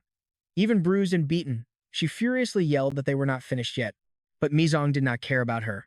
He told Yojin to stay down, keeping his focus locked on the real threat, the robotic cyborg waiting to make his move. She desperately grabbed our protagonist's foot, feeling utterly insulted that he would dare to show her mercy after saving her life. Still on the ground, she spat that she would not be underestimated, demanding to know how she could get her ultimate revenge on the insect court. The cyborg villain scoffed, looking down at her, crawling like a pathetic, useless bug. Yojin's eyes widened in horror as she called out to Jang Yeol, realizing she was being abandoned. The robot laughed in her face, sneering that he would never help with her pathetic, tiny revenge. Yojin could not believe her ears as Jang Yeol explained that only a fool would fight the insect court. His real plan? Hand her over and secure his spot. Mizong listened in silence. She was devastated that after everything, she was just being thrown away like trash. Coldly, the cyborg agreed that a useless bug like her deserves nothing less. Pointing a thumb, he tells her to hold on tight because they are both going down. Yojin curses him, and as danger spikes, our hero orders his swarm to strike. What a wild ride, right? Alright, stick with me because this battle is about to get insane. A sudden gust of wind blasts past the girl, and the black ant vanishes. The robotic fighter prepares his ultimate attack, blind to where the boy went, threatening to destroy everything. Suddenly, a massive explosion rips through the air. Silk watches the destruction from afar, while Jang Yolo laughs. Confident, he blasted his enemy to pieces. But a dark silhouette is already moving in for a stealthy counterattack. The monster waits, believing the wide-open terrain gives him the upper hand. Our hero charges, knowing he has to go faster to land a hit. He pushes forward, demanding absolute maximum speed from the tiny ants that form his suit. His pure determination actually awakens the red ant dormant inside him. Dodging explosions left and right, his suit turns a vibrant crimson red. Jang Yeol starts to panic, realizing his heavy artillery is doing absolutely nothing as the boy undergoes this terrifying change. The ant charges forward, feeling his speed surge to terrifying new levels. Closing in, he realizes this insane velocity is uncontrollable, so he strikes. With a brutal rip, he tears the creature's metal head straight off its body, holding it high like a basketball player about to make a slam dunk. Watch this carefully. He slams his feet down to brake, throwing up massive clouds of dust. When the smoke clears, his armor is surging with red lightning like pulsating veins, holding nothing but Jangu's head in his bare hands. He has never felt raw power like this before. Blazing fire swallows the field, lighting up the old train tracks, leaving Yojin completely paralyzed with shock at what she just witnessed. The black ant stands dead silent, red electricity crackling over his suit, his eyes radiating pure, unadulterated strength. Suddenly, he notices something off. Looking down to find the head is completely gone. His swarming ants had already eaten clean inside that helmet, leaving nothing but an empty shell, while the headless robot body collapses to the floor. Mizim's suit dissolves as he walks away, casually telling his insect sisters to enjoy their meal. And they do just that, while Yujin watches the horror, completely frozen. Okay, let's pause here. Misang stares down the female insector with cold eyes, but her breath catches when she realizes his swarm is hungrily eyeing her. Terrified, the girl feels dark spots creeping across her skin. She closes her eyes, bracing for a gruesome death. But surprisingly, the boy recalls his swarm, sparing her life instead. She screams for him to wait, desperate for answers. Scrambling to her feet, she demands to know what his ultimate goal is and why on earth he let her live. Misang stops. Yujin figures he must have a major grudge against the Insector Court and offers her assistance. Confused by his own mind, the boy asks her what actually went down yesterday when he lost control of his swarm. Yojin is shocked that Miss Nong remembers absolutely nothing. She explains that while she lay broken and bleeding from their first brutal clash, he was undergoing a monstrous mutation, turning into a terrifying beast unlike anything the Insector world has ever seen before. That bloodthirsty helmet of his tried to rip her apart, but he screamed at the ants to stop. She watched him desperately fight his own murderous instincts to avoid hurting her, his glowing heart beating like crazy. But she knew he simply did not have the power to suppress that ravenous monster forever. Seeing him on the verge of collapsing, she lunged forward, wrapping him tightly in her webs to restrain his uncontrollable, violent urges. She admits she was deeply confused about saving him, as the beast inside him seemed completely alive. Suddenly, a red ant flashed near his heart, burning straight through his muscles, making him roar in absolute agony as the fire consumed him from the inside. And that is where we leave this wild mystery. The demonic armor dissolved, leaving him collapsed on his knees while she watched in awe. She was completely captivated. But Misang was too weak to even say a single word. All right, you and I are jumping right into a brutal choice. Save him or kill him. But this girl realized this mysterious black ant might be the key to bringing down the corrupt insect court. Mang just glared at her, demanding to know why she thought he would ever help. Yin warned that our main character was now a marked man. Jiang's death would collapse their entire human stock, meaning the insectors would hunt down whoever caused this massive disruption in their system. She was dead serious. Soon, those monsters would come after him and everyone he cared about. She pleaded for them to team up against the vile creatures ruling the underworld. He just took 2 steps forward with a sarcastic smirk. "You'll help me?" He spat back that she only came to him because she was weak, completely ignoring her warnings. The girl's eyes widened in absolute shock. "Now watch this." He shoved his hand right in her face, crawling with terrifying ants. In her eyes, the sight was pure nightmare fuel, but he made it clear he did not care who they were. The ants on his arm craved more flesh. Feeling their hunger, our main character realized he was meant to consume everything in his path. He grabbed her face, plunging her into pure panic. She screamed in agony as the ants began invading her body without mercy, but her cries were drowned out by the roar of a passing train, fading into the night. Cut to the next morning at school, where class in room 05 was starting, and the teacher began roll call. He answered to his name, sitting right next to Arajo. As usual, he was sketching ants in his notebook, but this time, one was bright red. "You and I both know something's wrong here." When the teacher called out Yujin's name, our main character kept a completely cold, silent expression. The teacher called her name again, and when someone mentioned she was absent, Arajo glanced over at her empty desk. The teacher sighed, asking if anyone could call her. Meanwhile, the class bullies in the back laughed, mocking the tough girl for having 0 friends. They gossiped about her accident at Mumin Lake last night, wondering who the new boss of the class would be, until an icy voice cut them off, saying there would be no new boss.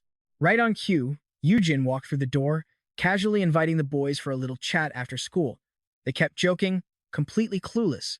The bullies turned pale with terror the moment they noticed her, while she calmly raised her hand to answer the roll call. She kept her eyes locked forward, completely still, before whispering something with chilling determination. Meanwhile, the battlefield near the train station was completely cordoned off. 3 members of the Reapers searched for clues about last night's chaos. One agent with glasses picked up a mechanical leg, guessing it belonged to the bombardier insector mentioned earlier. Another agent complained about the tedious search until his eyes caught a clear plastic bag on the ground containing something highly suspicious. Suddenly, a massive thug tried to force his way past the barricade. The agent holding the suspicious package looked over with deep curiosity. At that tense moment, an agent with a sword and a cigarette stopped him. "And trust me, you and I are going to want to see what happens next." "All right, you and I need to watch this closely." Without a single word, the big guy slaps the agent's arm so hard his hand and cigarette go flying off together. And the agent? He screams in absolute agony, but only for his lost smoke. "All right, you and I are diving right in as everyone realizes it's just one insect, bracing for a fight against its insane arrogance. But the massive guy just smirks, keeping his beastly form hidden. Meanwhile, the security squad calls for backup, terrified by the dark, heavy energy bleeding out of this intruder as it steps into their lockdown zone. An agent wearing glasses tries to block with his weapons, his face frozen in pure terror, but this monster bares his fangs like a rabid animal and unleashes a merciless, savage attack. Standing right in front of the lifeless bodies of the security agents, the inspector pulls out his phone to call someone named Bad B, calmly reporting that the mysterious package containing the sample is finally secured. He stares hungrily at the container holding some kind of wriggling larvae, grinning as he whispers that their real party is finally about to start. Meanwhile, things are quiet back in the classroom as students try to study, but Eugene is busy rigging a rubber band slingshot, aiming a paper ball at a target. Arajo watches the paper ball whiz right past her face, completely clueless. But Miz, showing off his insane reflexes, snatches it out of the air without even looking at the shooter. He unfolds the paper to read Eugene's note, telling him to meet outside. Now she leans against the wall as our protagonist waits to hear what she has to say. Trying to break the awkward silence, Eugene admits that talking to him feels completely bizarre after everything they just went through. But our main character has zero interest in small talk, cold-shouldering her to ask what she really wants. This instantly ticks Eugene off, because she knows he already has the answers. Her mind flashes back to the night before, thinking she was a goner as countless ants forced their way down her throat. When she woke up, gagging and nauseous, she ended up coughing up the horrific remains of those bugs. But looking closer, those insect remains were actually fragments of the bomb that Jang Yeel had planted inside her body. Jin steps closer, staring straight into his eyes, claiming that letting her live means they are officially partners now. But our boy just stands tall and reminds her that insects are nothing but food to him, threatening to swallow her whole if she crosses the line. He begins to pull off his bandage to prove he is dead serious, sending Jin into a panic as she desperately begs him to calm down. She scrambles to convince him that she can help fight the insect court, warning him that they are already hunting him. She emphasizes that the court's ultimate goal is to wipe out humanity, claim the top of the food chain, and crush anyone in their way. But watch this, he ignores her warnings completely, shoving his hand over her face to shut her up. Jin flinches hard at his sudden movement, while Arajo spies on them from the window like a gossiping neighbor. Watching them together in deep conversation, Arajo suddenly feels a sharp pang of jealousy. She backs away from the glass, crossing her arms defensively, wondering when on earth those two got so close to each other. Her attention is pulled toward two students gossiping about a futuristic superhero suit on their phone.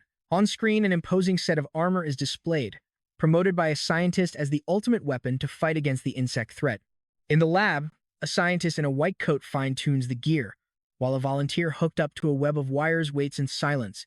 Just outside the chamber, a wounded captain and another elite reaper watch through the glass. And of all people, the volunteer strapped inside that heavy suit is actually their fellow squad member, Tae. When asked how he's holding up, Tae questions if this extreme test is even necessary. But Pio, playing it safe after losing 4 agents, warns that he refuses to bury any more of his squad. Sam nods in agreement, while the bald chief scientist next to them is practically drooling to see what his creation can do. With everyone ready, they finally order the experiment to begin. Pio commands the heavy doors to open, while Tae, slightly annoyed, asks where his weapons are, only to be told that the suit itself is all the firepower he'll ever need. Suddenly, a glowing laser blade deploys from his right forearm, leaving Tae underwhelmed by its tiny size. Just then, a handcuffed insect monster in human form is led inside, completely ignoring Tae's confused complaints.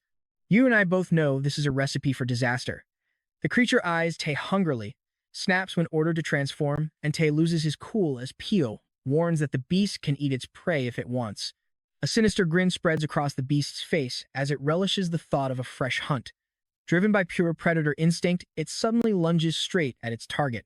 Tae gasps at the monster's blinding speed, already sniffing his neck in its fully transformed state. The beetle-like creature swings a massive fist, forcing Tae to brace himself and cover up for a direct, crushing impact. But right before the blow lands, Tae smirks confidently. He glances at his glowing blade, knowing this high-tech suit boosts his physical power by up to 80 times.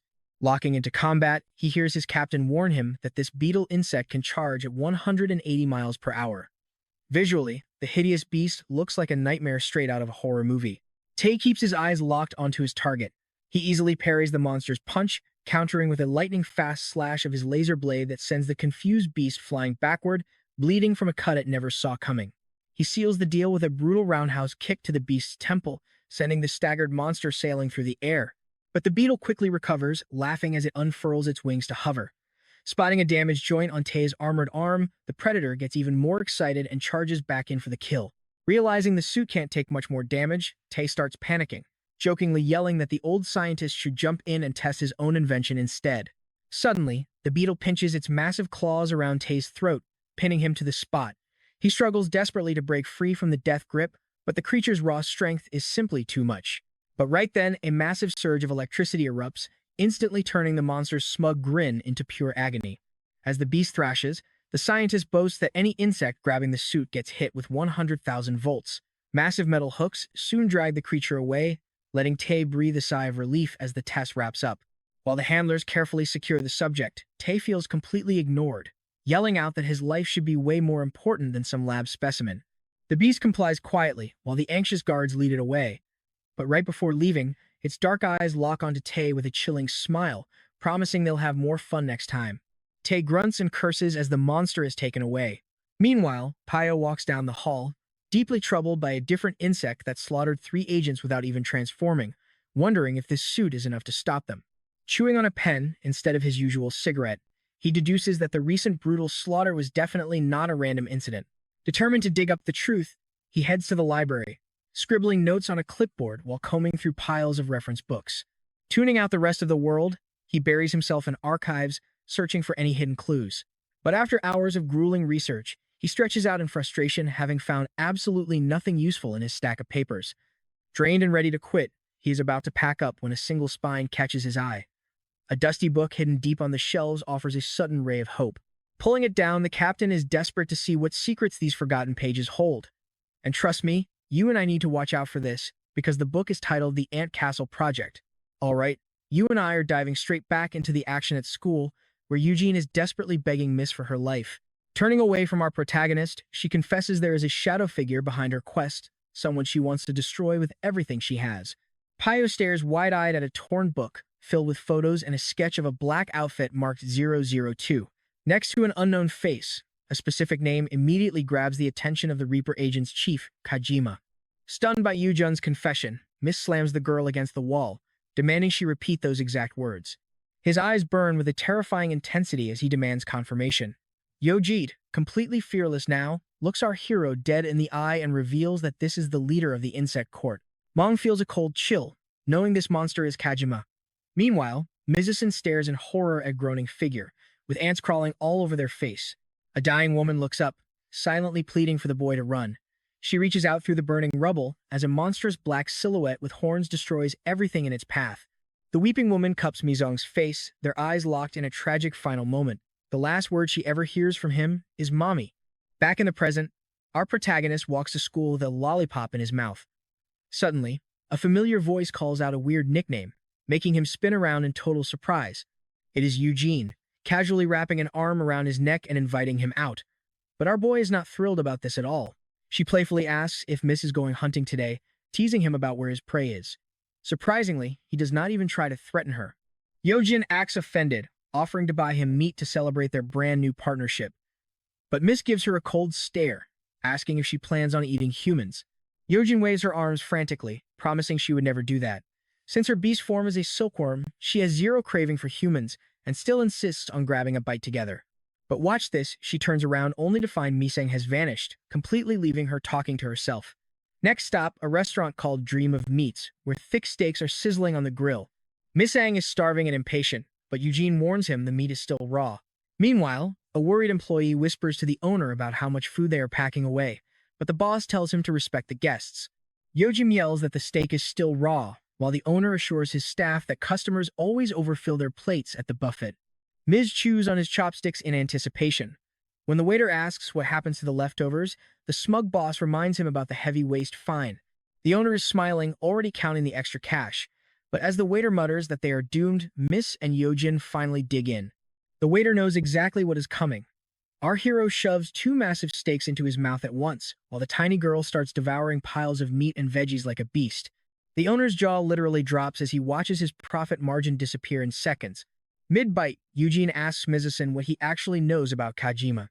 Instantly, the painful memory of his helpless mother facing that monster flashes in his mind. But the boy looks away, lying straight to her face that he knows absolutely nothing about this insect court leader. Yojin does not buy it, sensing the monster took his family. She opens up about her own trauma, how Kajima slaughtered her parents but spared her life, leaving behind words she can never forget. And get this, guys, the monster told her he does not kill his own kind, warning her to stop being weak and evolve. Yojin gets annoyed that Misang is just focusing on inhaling food instead of listening to her tragic backstory. Meanwhile, the other customers are completely stunned by how much this tiny girl and her friend are actually eating. The owner is sweating bullets, feeling like every bite they take is money flying straight out of his cash register. Finally giving up, he looks at his waiter and sighs. We are ruined. Miss and Eugene are basically thrown out of the joint. Believe it or not, she still has her mouth stuffed while messing around. Our boy thinks the staff was way too rude, but Yojin just wants to grab a drink. At the counter, she orders a massive combo of juices and a milkshake from the cashier. She asks Mizong what he wants. Standing out in the crowded street, he orders enough for 3 people. But suddenly, his predator instincts sense a terrifying danger nearby. Misung goes on high alert as the voices of the crowd echo directly into his ears. His eyes widen as the threat approaches, while a flirting couple walks past. The man whispers that he is going to protect her. The girl laughs it off as a joke, but our hero senses pure malice radiating from the guy. Yojin walks back with their drinks, but Misung is completely frozen. locked onto the sinister target he just spotted. Sipping her juice, she notices him trembling and looks in the same direction. Spotting the walking couple, Miss Sung warns her that the man is a monster and it is time to move. With a loud screech of tires, a bus pulls up to the station, and a pair of clean sneakers steps off. It is Arajo, looking anxiously toward the hospital. Standing outside a room, she calls out for Saim Bin, who has been hospitalized since the school tragedy, knowing her friend wants nothing to do with her. Sjeon, deeply traumatized by the incident, buries her bandaged head in her knees and begs her friend to just leave. But Arajo cannot just walk away. Though tears of regret fill her eyes, she remains determined, sliding a heartfelt letter and a ring right under the hospital door.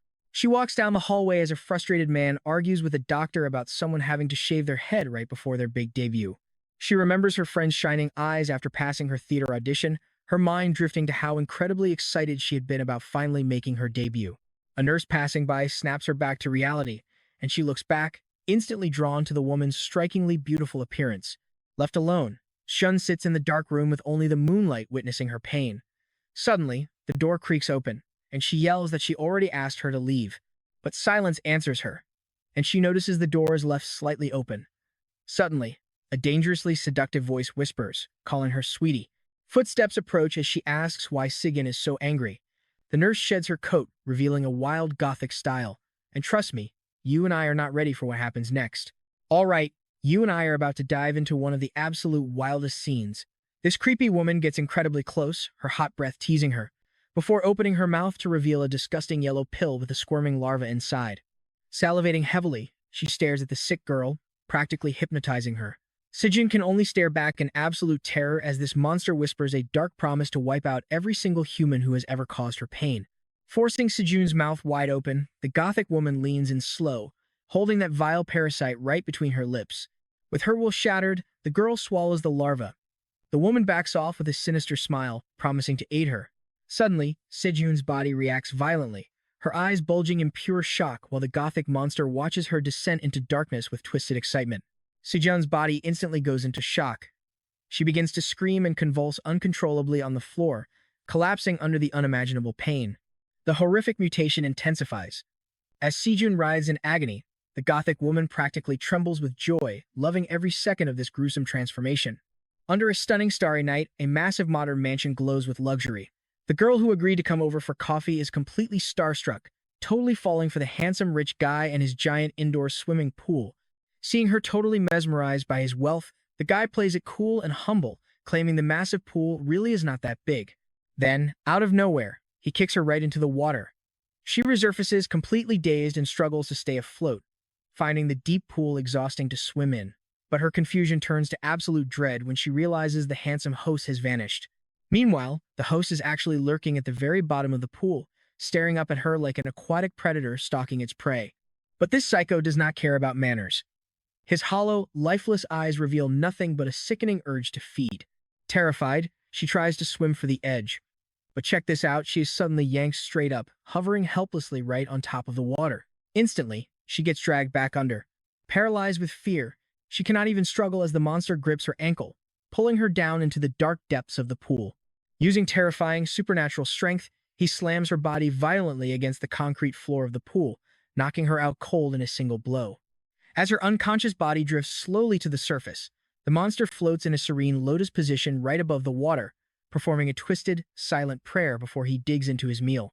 He shrugs it off, finding the hunt a bit tedious compared to buying food. Shaking off his complaints, he opens his jaws wide, ready to swallow his victim whole. But right before he can take a bite, something tiny crawls across his cheek. A single ant makes him freeze, interrupting his deadly feast at the very last second. Sensing danger, he grips the girl's head and glances over, spotting a massive, menacing silhouette of a black ant emerging right from the dark shadows. Mijong glares at the beast through the glass, his sharp human eyes dripping with absolute disgust for the monster's vile actions. Facing the thick glass barrier, our hero shatters it to pieces with one effortless punch. The wealthy parasite screams in pure fury as his expensive custom glass gets completely destroyed. Ignoring his complaints, Mijong launches a devastating high-speed spin attack. The crushing blow hits the beast dead in the gut, launching his heavy body straight into the concrete wall. But this wealthy monster is not going down easily. Charging up his fist with glowing red energy, he strikes back hard, leaving a massive cross on our hero's face and demanding to know his identity. The impact blasts him back, but you and I knew she would back him up. Silk appears, raising her hands to summon her ultimate attack, 1,000 rings. Looking back, the beast realizes he is outnumbered as Silk's freezing silver threads wrap tightly around him. With a sharp command, her webs constrict instantly, trapping him in a massive cocoon before he can even think of defending himself. Meanwhile, her webs shoot out to fish the unconscious girl from the water. Yujin exhales in pure relief, confirming the young victim is still breathing. Placing her gently on the deck, she whispers a quick warning about trusting strangers. Meanwhile, the trapped monster glares with a crazed, paranoid look inside his cocoon. He demands to know who dared ruin his dinner. Our heroes just stare back, calmly acting like the battle is already over. Absolute rage twists the monster's face. How dare they trap a high-class being like him in a cheap bug web? But Mijong does not care about his status. To him, this beast is just food for his sisters. Mijong steps up to finish it, but Yujin stops him. She suggests they grill him first for some highly valuable intel. The bound monster sneers, recognizing the legendary ant killer and mocking him for being way weaker than the rumors claimed. The rich kid begins transforming, mockingly asking if they really think they can execute him. Silk readies her stance, warning him that his struggles are useless against her unbreakable 1,000 rings, so he should just start talking. The monster just laughs, and Silk's silver webs suddenly begin to snap as he warns them they have absolutely no idea who they are messing with. Their armor reflects a blinding light as the beast begins to radiate intense energy. Suddenly, bursts of fiery orange sparks explode all around the room like lethal fireworks, shattering the peace. Whipping heat lashes at them from every angle. A massive fissure tears through the concrete pool deck, glowing red like fresh volcanic lava. Thick, suffocating smoke fills the air as searing blades of fire slice through concrete. Through the haze, his deep voice reveals he belongs to the elite insect court. Floating effortlessly above the pool, fully armed and freed from the webs, stands their true opponent Zigna, the terrifying aquatic insectoid. Mocking our heroes, Zigna dares them to try and take his life. In response, the duo readies their ultimate forms to clash against his overwhelming power. Ant and Silk leap forward, striking with everything they've got.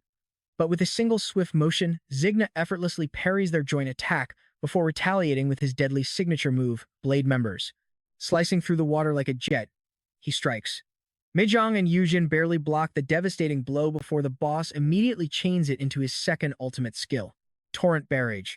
The heroes' eyes widen in shock behind their helmets, but Zigna is totally in control. Mijong feels sharp water droplets piercing his defense. Possessing a mind of their own, they begin corroding his heavy armor.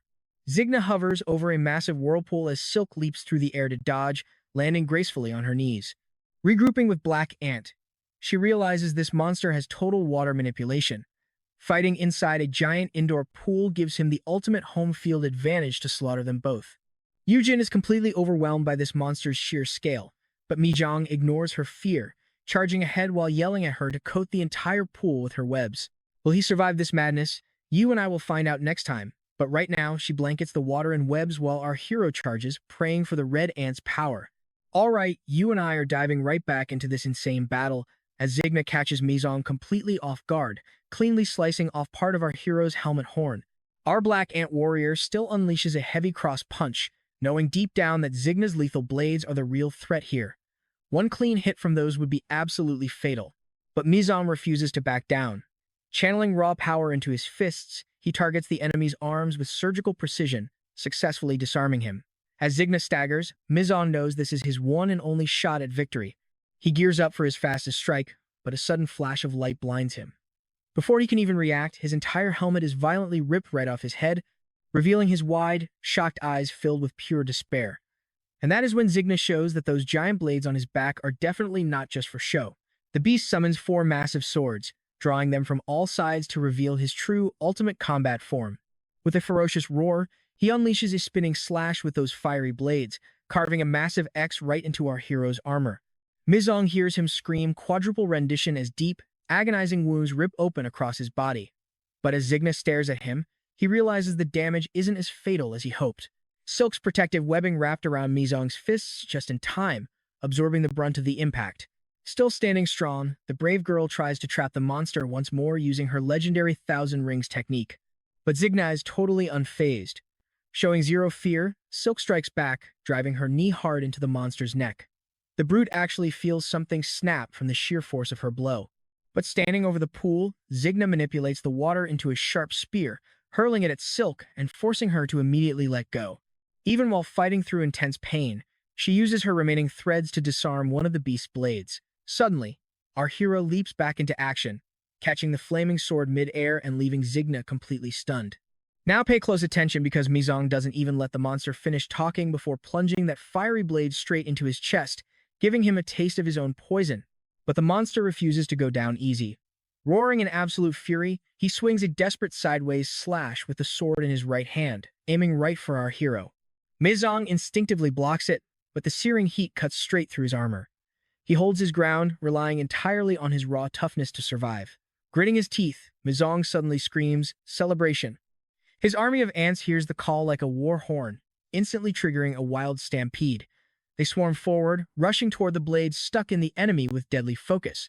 Zigna screams in pure agony as the ants begin burrowing directly into his open wound, eating him alive from the inside. But just as the monster suffers, a massive footstep shakes the entire room. A deep, terrifying voice booms through the area, demanding to know what is going on. Mizong glares at the massive intruder, completely defenseless, while his swarm finishes off Zigna. Before he can react, this giant brute, the same one who invaded the Reaper's zone, unleashes a devastating punch that hits like a literal sledgehammer. Our hero is sent flying through the air, smashing into the concrete wall with enough force to nearly bring the entire building down. He lies there completely helpless, leaving him wide open for the giant. Nearby, Silk remains totally unconscious, suspended over the pool by her own threads. Tossing the beaten Zigna over his shoulder, the brute chuckles and says they put on a good show. He tosses a mysterious red card, welcoming them to his league. The six of clubs card slices into the wall right beside a paralyzed Mizong. The brute leaves them with a chilling invitation to visit his club, letting them live for now. Let's shift gears for a second. Somewhere in the city at dusk, a random guy is on his phone in an alley, but watch closely as Sejin walks by, her face hidden behind a mask and hood. Spotting her approaching, the guy feels a bit nervous but tries to act cool, offering a polite greeting. But seeing she is just a young student, he instantly relaxes, though his heart still beats fast. Sensing an opportunity, the older guy gets a creepy idea and asks if she wants to go somewhere private. Sejin coldly rejects him. Taking a slow step forward, she looks him up and down, declaring she's going to do exactly what she planned. Right here. She pulls off her mask to reveal her gorgeous face, asking if he is ready. Thinking he just hit the ultimate jackpot, the guy gladly agrees. Sejin steps up on her toes, planting a sudden kiss on him. But as she presses in, his excitement instantly turns to pure dread, his eyes widening in horror mid-kiss. Her eyes, once bright and full of life, are now completely hollow and soulless. The guy is paralyzed, unable to pull away as he is forced to swallow something absolutely terrifying. His eyes roll back in his head, and his face turns a deep, suffocating red as he struggles for air. He collapses onto the ground like a hollow shell, completely drained from the inside out. Sejin stands over his lifeless body, revealing her monstrous insect form and a giant, fanged tongue. Suddenly, a mysterious goth girl emerges from the shadows, casually asking if Sejin enjoyed her little snack. She hugs Sejin like an older sister, asking how she liked her very first hunt. Licking her lips, Sejin smiles and says it was delicious. Meanwhile, on a speeding subway train, a man is clearly struggling. He mutters constantly about being starving, drawing uneasy glances from nearby passengers. His face is twisted in sheer agony as subtle, insect-like features begin to ripple under his skin. The subway train speeds along, completely unaware of the looming horror inside. Surrounded by innocent commuters, the businessman can only focus on his overwhelming hunger. Suddenly, his inner monster takes over, his mouth splitting open to reveal a grotesque, fanged tongue. He tears through the terrified crowd with his monstrous tongue whipping through the air. Panic screams echo through the cabin as the beast mercilessly feeds on the helpless passengers, unleashing absolute chaos. He gorges himself ravenously as the train hurtles forward to its next stop. Meanwhile, Arajo walks down a quiet street, looking unusually calm. But her attention is suddenly drawn to Mizong, who is walking alone with his head down, completely lost in his own world. She jogs over, tapping his shoulder with a bright smile. But when Mizong turns around, man, his face looks like it went 10 rounds in a blender. Arajo gasps at the sight of his bruised, battered face and demands to know what happened. Mizong just sighs, admitting he got into a fight where he both won and lost. She tells him to stay out of trouble since fighting isn't his thing, but our hero didn't exactly have a choice. Wondering if he is going through a rebel phase, she looks into the classroom. There, Seijin is staring blankly out the window, looking completely lost until her best friend loudly yells her name. Arajo happily runs over, throwing her arms around Seijin for a massive hug. With happy tears, she begs to know how Seijin has been doing. Seijin just laughs nervously, but you and I know the dark truth behind that fake smile. Alright, you and I are diving right back in as Arajo compliments her friend's haircut, noticing she is wearing the bracelet left under her door during that hospital visit. A bruised and beaten Mijum walks past her with a sharp side eye, just as Aaron mentions that he is also joining their new class. Shun points to an empty desk and asks to sit, but Arrow warns her it belongs to Eugene, the class delinquent, who usually dips right after roll call. But today, the tough girl is actually resting at home. Completely wrapped in bandages on a mat, she is still recovering from her brutal last battle. Suddenly, Yojin feels her ear itch, absolutely convinced that someone is bad-mouthing her. Right as she closes her eyes for a nap, her phone buzzes. Miss Young replied to her message, confirming he is already at school. This instantly makes her realize that the guy is basically a machine. Rolling over on her mat, she stares at the red card from the brute, kicking herself for missing roll call. Still, that gold-lettered name, Club 6 Shot, completely piques her curiosity. Back at school, Sudong can't believe Sigin, the resident artist, is in class, claiming he barely recognized her with that hair. He gets close and starts teasing her about her head injury, but Arojo sees right through his nonsense and tells her friend they should just walk away. And here is where it gets incredibly tense. This annoying jerk spots the scar on Shun's neck, fake sympathizing about how terrible her pain must be. Her patience is wearing thin as the guy keeps blabbering about how he heroically ran to save his own skin during that crazy incident. With the most shameless face, he tells her not to feel bad since she survived anyway. That is the ultimate breaking point for Sin. Still struggling to control her instincts, her eyes glow with the fury of the monster locked inside. Suddenly, Mizong's senses flare up, detecting an enemy nearby. But before anyone can move, Arojo throws a massive right hook straight into Sudyang's face, giving him zero time to react. His glasses fly off and shatter on the floor, a total knockout. Meanwhile, Shun fights with everything she has to suppress her rage before she accidentally exposes the monster she has become.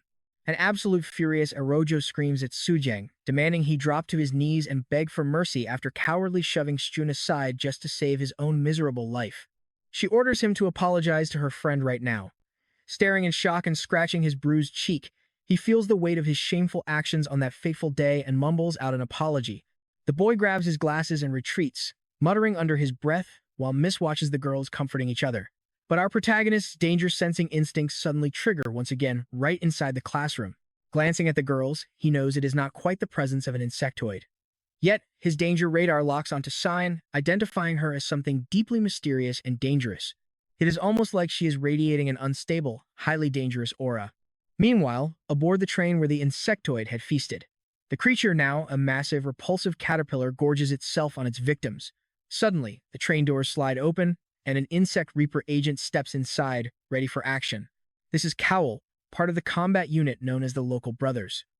Rifle raised, he cautiously steps into the bloody carriage, taking in the absolute carnage around him. The grotesque monster lashes out with its razor-sharp tongue, ready to kill.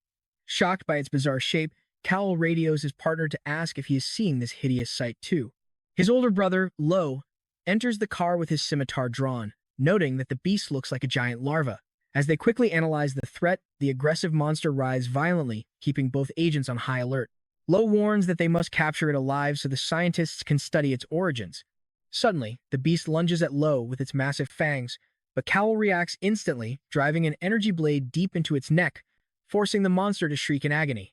He immediately unloads a barrage of bullets into the thrashing beast.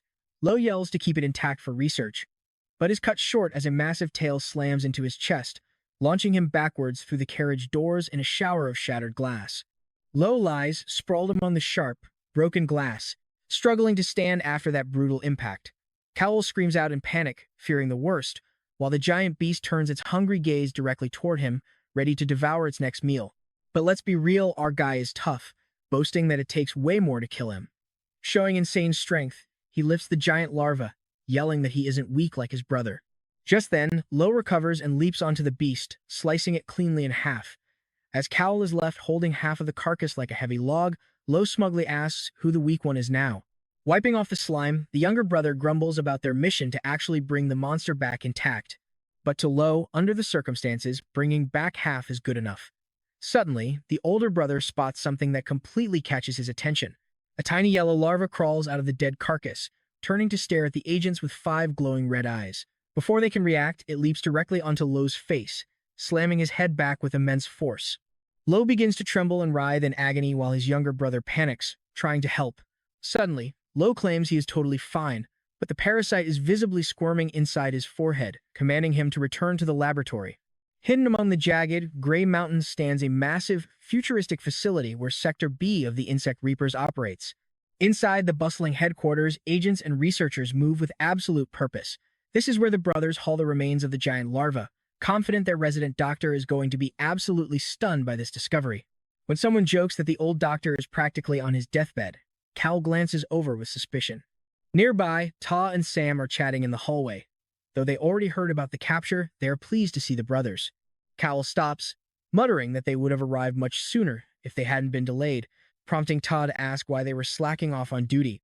He mockingly asks why the larva is sliced in half, joking that the load was probably too heavy for them. Sam bursts out laughing as his partner sarcastically boasts about delivering their giant specimen in absolutely perfect condition. Lo silently drags his half of the carcass, deliberately shoving past Ta, who was busy hyping up his own squad at the brothers' expense. Ta's stick clatters to the floor from the impact. As the agents stare at the tense standoff, Cowell notes that his brother has been dead silent during the entire trip. Down in the dissection lab, other researchers examine the massive larva while discussing the beast.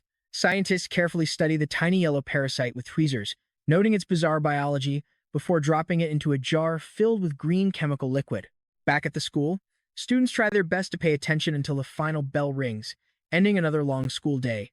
As everyone packs up and says goodbye, Signs slowly gathers her things without any rush. Trying to return to their old routine, Orojo suggests grabbing a quick bite, leading them to a local hot pot restaurant. A steaming, delicious meal is laid out, but June just stares at it blankly, completely lacking any appetite. She demands to know why Miss tagged along, while Orojo struggles to explain. The silent boy just chews, locking eyes with her. Trust me, you and I are about to see this rivalry explode. Stay tuned. All right, you and I are jumping right into a mess. Orojo is sweating bullets, stuck in the middle of a majorly awkward stare-down. Desperate to break the icy tension, she suggested they finally start eating, even trying to act goofy with her food. But Sin did not look amused at all. After dinner, they walked down the street while Ara laughed about the time Eugene kicked Suyang right in the gut. For a second, Sigan actually smiled, looking genuinely happy like she used to be. But then her phone buzzed, instantly wiping away her peace and replacing it with dread. She quickly said goodbye to Ara, who was just happy they had hung out. After they parted ways, Minsung walked Ara back home. But as he watched Sigan walk away with her neck scarf fully exposed, the main character just knew something was deeply wrong with her. Ara and Minsung walked in silence, and she felt proud of her friend's recovery. She was already planning their next hangout for tomorrow. But suddenly, she froze in her tracks. She completely forgot to turn in her history homework due tomorrow. She decided to head back to deliver it, but Minsung looked instantly worried about her going alone. She apologized and turned to run back, but Minsung instinctively reached out and grabbed her arm. Wait, pay attention here. Ara pulled back, totally confused, while Minsung desperately begged her not to go. Meanwhile, Sigan was on the phone, tracking a mysterious white car. A white car pulled up, and a smiling older man in glasses waved her over. He motioned for her to get in, and Sigan licked her lips. Her next meal was finally here. Back on the street, Minsung kept begging Ara to stay, pointing out that the school would understand her medical absence. Still holding Ara's hand, Minsung desperately begged her to just go home with him. Meanwhile, Su Yang and his buddy were heading home when they spotted Sigan in the distance. They watched her get into the vehicle, while Su Yang's friend teased him about getting punched in class. Staring at the luxury ride, they wondered if that old guy was her dad. Rubbing his bruised face, Su Yang muttered that she did not have a father. As the car drove away, he swore he would get his revenge on her. Elsewhere in the city, neon lights buzzed as a pair of boots marched down the crowded sidewalk. Yoonjin's bright blue jacket was a total eye-catcher, drawing stares from absolutely everyone she passed. She ignored the stares, completely focused on her mission. Honestly, she only wore this outfit because she was heading straight into a sketchy nightclub. She silently prayed they would not ask for her identification. Finding Club 6 Shot was easy enough, its deep red lights and heavy electronic bass thumping from the building like a heartbeat. But she froze when she saw the massive line of people waiting outside. There was no way Yoonjin was walking into this crazy place all by herself. She quickly messaged Minsung to get over there. Standing there, debating whether to run away or stay, she was too distracted to notice someone walking right up to her. A sudden voice startled her, making her freeze in place before she slowly turned around. It was a handsome red-haired guy, asking if it was her first time visiting the club. Yoonjin's eyes widened in pure shock. It is him. Meanwhile, the charming stranger smiled, mentioning that her voice sounded incredibly familiar to him. You and I both know how dangerous this is. This was Min-hyun Park, the human disguise of Zigna. Alone with her worst nightmare, Yoonjin knew she was in deep trouble. The heavy bass vibrated as Yoonjin tried to pull away, but he insisted on dragging her inside the club anyway. Blinded by sudden flashing lights, she blinked to see the true face of Club 6 Shot, with hundreds of sweaty bodies wilding out on the dance floor. Standing beside Zigna, her jaw dropped. She had never seen this wild, hidden side of the city's nightlife before. She stared at the spinning disco ball, completely mesmerized by the lights. Noticing her daze, Zigna smugly asked if she was glad he had helped her get inside. But Yoonjin could not look away from the glowing orb. She stepped forward, reaching out for the light because of her natural silkworm instincts drawing her in. She knew she had to focus, but the blinding light made her completely lose her grip. Blown away by the spectacular view, she listened as the handsome guy smoothly dropped a cheesy pickup line on her. But looking at the dancing crowd, Yoonjin knew this glamour was just a clever cover-up to hide the secret insect court she was desperately trying to infiltrate. Reaching into her jacket, she decided to take a huge gamble since she had already made it this far. She pulled a red invitation card from her pocket, showing it to him with a smirk. Zigna did not even look surprised, almost as if he had been waiting for this. Looking down at the dancing crowd, he promised to show her where the real party was hidden. He led her down a wide hallway, telling her to relax because they were almost at their destination. He pointed to an elevator up ahead, leaving Yoonjin completely speechless. Standing in front of a massive 3-meter door, she asked why this elevator was so huge. When it opened, revealing a spacious crimson room, the insect explained that their exclusive VIP area required a special entrance. Yoonjin could not believe this elevator was larger than an actual room. He scanned a card, mentioning they did not hand out invitations to just anyone. Zigna asked how she knew his boss. Keeping her cool, Yoonjin teased that she just tended to attract people's attention, which made him laugh. Looking at her beauty, he curiously asked what kind of insect she was. A butterfly, or maybe a praying mantis? Playing along, Yoonjin joked that she was a dung beetle before asking about his form. He proudly bragged about being a giant water spider, which she found totally lame. Then, the elevator beeped. As the doors slid open, he tried to hype up the view. Yoonjin pretended to be excited, though she expected nothing more than a boring room full of bugs. But her jaw dropped at the actual sight. A massive crowd of humans and insects were screaming together, locked onto a brutal, high-stakes battle. Down in the arena, a monstrous insect was clashing with armed human gladiators. This was a completely lawless underground world. The hyped-up crowd went wild, screaming and placing heavy bets inside this hidden coliseum buried deep beneath a normal-looking nightclub. While Zigna welcomed her, Yoonjin watched a bald guy with an eye patch pierce an insect's throat. It was unlike anything she had ever seen. Bloodthirsty roars and clashing blades echoed everywhere as the crowd cheered for the merciless slaughter in the pit. It was obvious this place had absolutely zero rules, and that's where we leave it. Just as Yoonjin stared in shock, a monstrous Goliath beetle entered the arena, roaring with thunderous rage as it crushed everything in its path. All right, you and I are diving into a world where the insect crowd cheers for Zack like a legendary celebrity. Stunned by what she saw, Yoonjin demanded to know why humans were living like this. Zigma admitted he did not expect this reaction, asking if this was not her kind of crowd. But she could only stare in shock as humans and insects actually placed bets together. The whole thing felt utterly repulsive to her. Meanwhile, Zack, the reigning queen of these insect fighters, easily crushed her opponents to the wild delight of the audience. Watching her disbelief, Zigma explained that Queen Zack ruled this lawless border with unmatched brutal power, though a few exceptions to her dominance did exist. Suddenly, the massive creature shrieked as a figure split from its midsection. An orange-shelled insect warrior emerged, bowing low before Zack but not before leaving a massive, damaging wound on the Great Queen herself. Zigma looked anxious when he saw the new challenger stepping up to Queen Zack. This was clearly not their first encounter. He even muttered that he had warned the guy to take things easy. But the arrogant challenger demanded his payout, convinced he had already won, while the crowd roared for Zack to be finished off. Watching this, Yoonjin scoffed at the pure savagery, wondering what the point even was. Annoyed by her attitude, Sigma spelled it out for her. Humans were nothing but cheap entertainment meant to glorify the insect race as they watched the challenger celebrate his early victory. Yojin scoffed, questioning what glory he meant. Sigma explained that every single insect warrior dreamed of joining the elite court that ruled over them all. But he warned her it was not that simple. For those seeking to be chosen, their belief system carried just as much weight as raw, brute strength. Now pay attention, because Yojin suspected Sigma had faced this disgusting trial himself, but he revealed there was a different way to align with the court, pulling out the envelope of yellow larvae that was ruining the humans. He handed the envelope to Yojin, who had no idea such a twisted method even existed. Suddenly, a voice interrupted them as they spoke. An insect butler announced that the boss was waiting in his private office. Visibly annoyed, Sigma snapped at him for barging in and frightening his client. Sigma turned back to finish their strange talk, but Yojin had already slipped toward the elevator with a perfect excuse to escape. He could only watch her leave, completely clueless about why she was running away. When they asked where she was heading, Yojin lied on the spot, claiming she just needed the restroom. The doors shut before he could stop her. Slumping against the wall, she felt overwhelmed by the terrifying truths she had uncovered, swearing she would kill Mizong for leaving her to handle this investigation alone.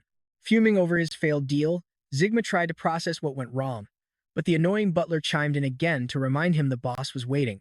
That was the final straw. With one brutal swipe, Sigma sliced off the butler's head, sending it flying across the room. Annoyed by the blue blood on his hand, he grumbled that he was already on his way. The next morning, students filtered into the school. Yojin stood by the classroom door, looking absolutely exhausted. Her tired face made it obvious she had survived a sleepless, stressful night. She yelled for Mizan, who was calmly chilling by the window with a lollipop. Furious, she immediately threw a fierce kick at him, but our main character effortlessly dodged the blow. She kept swinging her heavy bag at him, but Mizong slipped past every strike while she ranted furiously about him, completely ghosting her the previous night.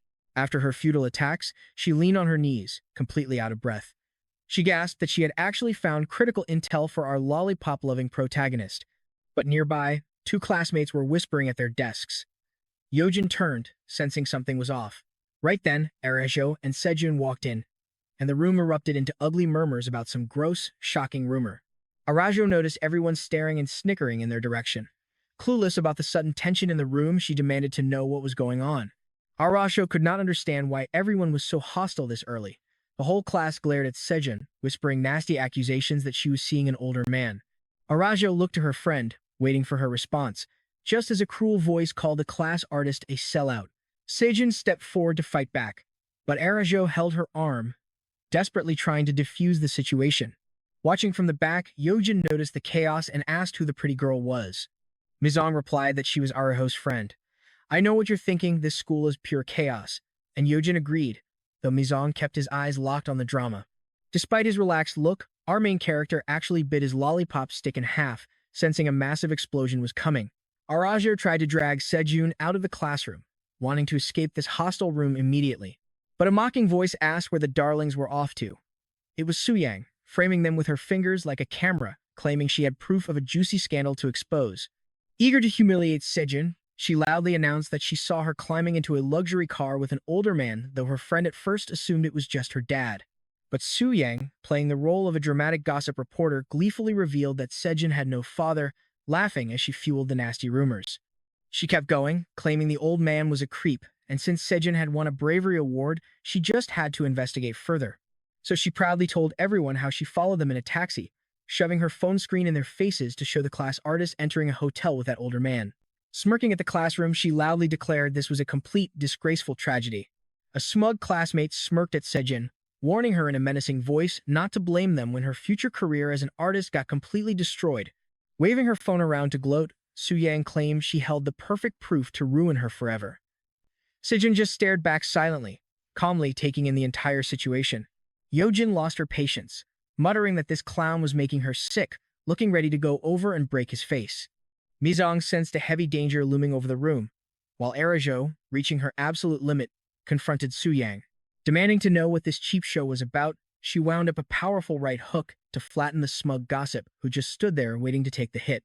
But Sejun suddenly grabbed Arajo, showing an incredible, steady grip.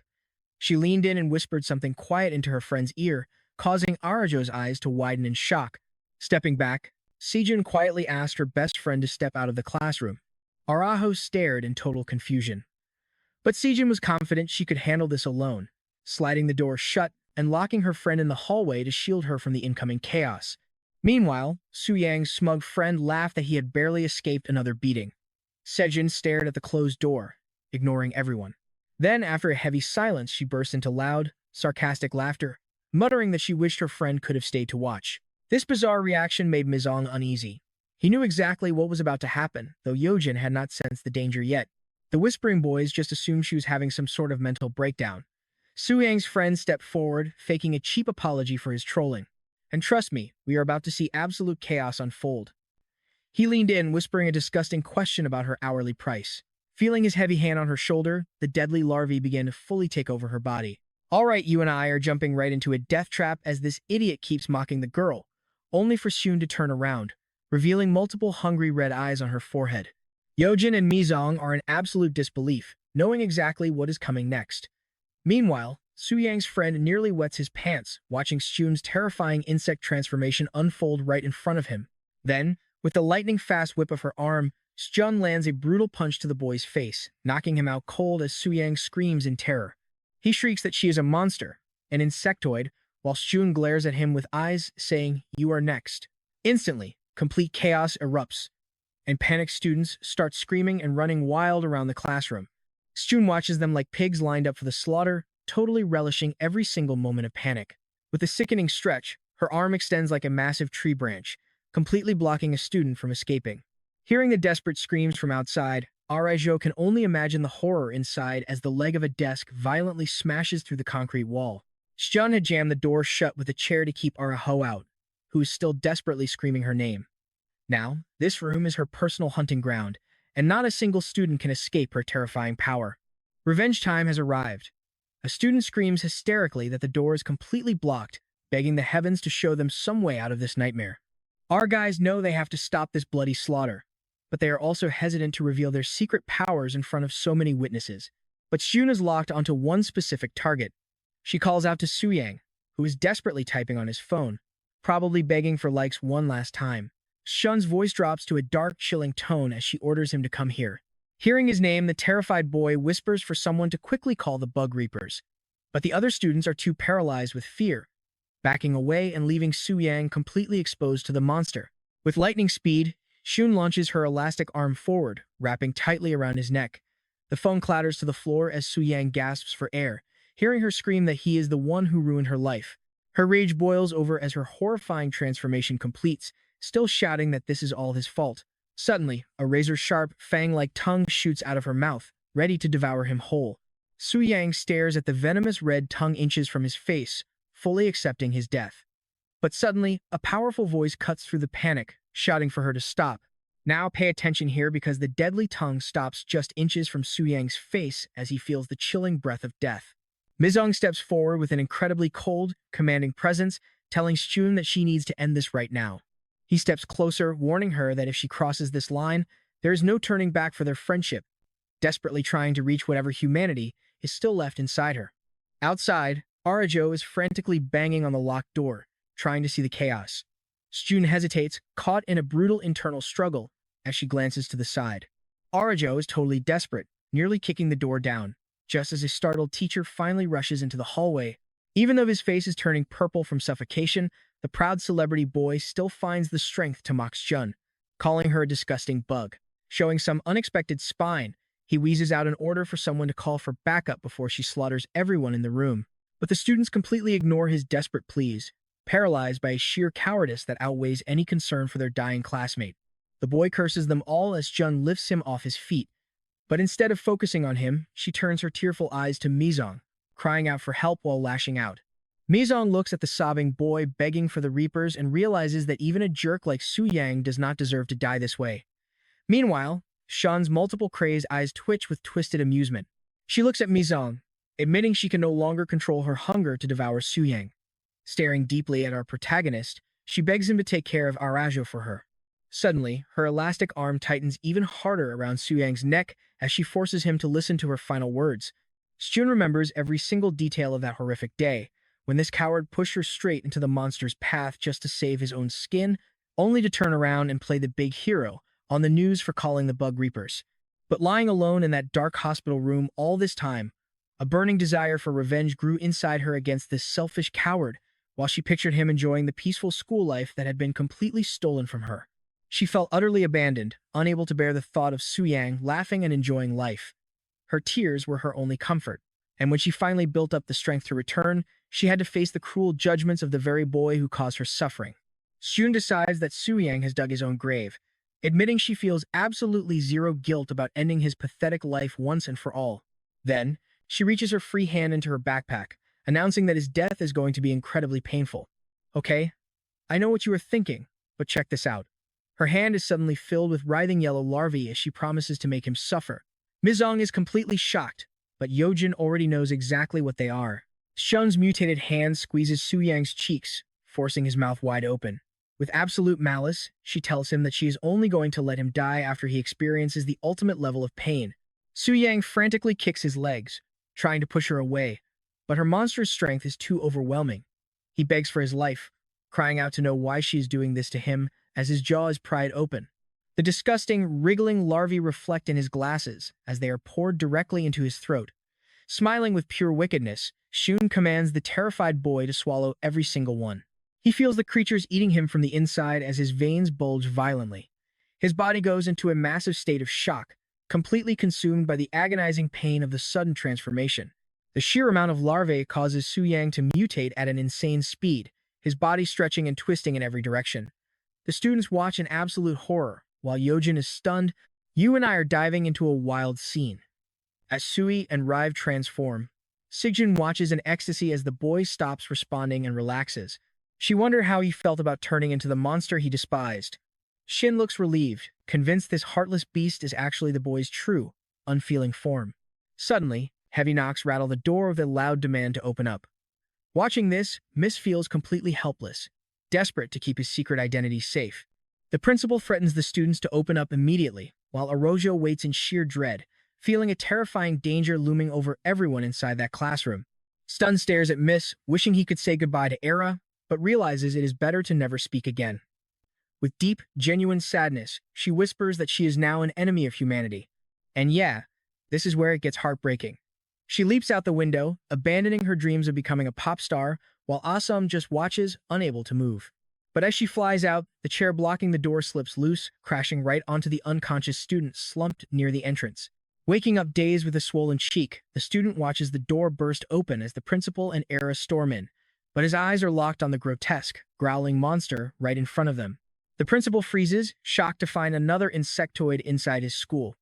To make things worse, the dazed student points and falsely claims it is Singin, leaving Orojo completely speechless. Trust me, you're going to want to see what happens next as he grabs his phone, determined to play the hero. All right, you and I are about to dive into a wild fight for survival. First, Ara-Jo snatches the phone to protect her friend, battling the boy for control while he panics about calling the insect reapers. But the phone slips, and that sudden movement draws the eyes of the grotesque monster Suyang has transformed into. The call connects on speaker, and a Reaper dispatcher asks how they can help. The voice on the other end confirms they have reached the emergency line for reporting active insectoids. That is when Suyang starts waking up, instantly freezing when he notices his warped, misshapen shadow on the wall. Hurrying to the window, he stares in absolute horror at the monstrous face looking back. In a blind fury, the mutated boy smashes the window, but the glass shards scattered on the floor confirm his absolute worst nightmare. He is now an insectoid. Losing his mind, Suyan frantically thrashes his massive new limbs to shake off this nightmare, completely tearing the classroom apart and putting every single student in immediate danger. Ara-Jo stands frozen in place, completely overwhelmed by the pure chaos unfolding in her classroom. Unable to defend herself, she watches Mizone leaps in to shield her from the beast's attack. Meanwhile, the transformed boy screams to the heavens, begging for this nightmare to be a dream. Desperate, the creature lunges out of the window and escapes into the night, knowing the Reapers will execute him if caught. He runs blindly, driven by one single instinct: survival. Behind him, the ruined classroom slowly recovers from the storm. Amidst the weeping, Ara-Jo lets her tears flow freely, haunted by the thought that her friend has become a monster.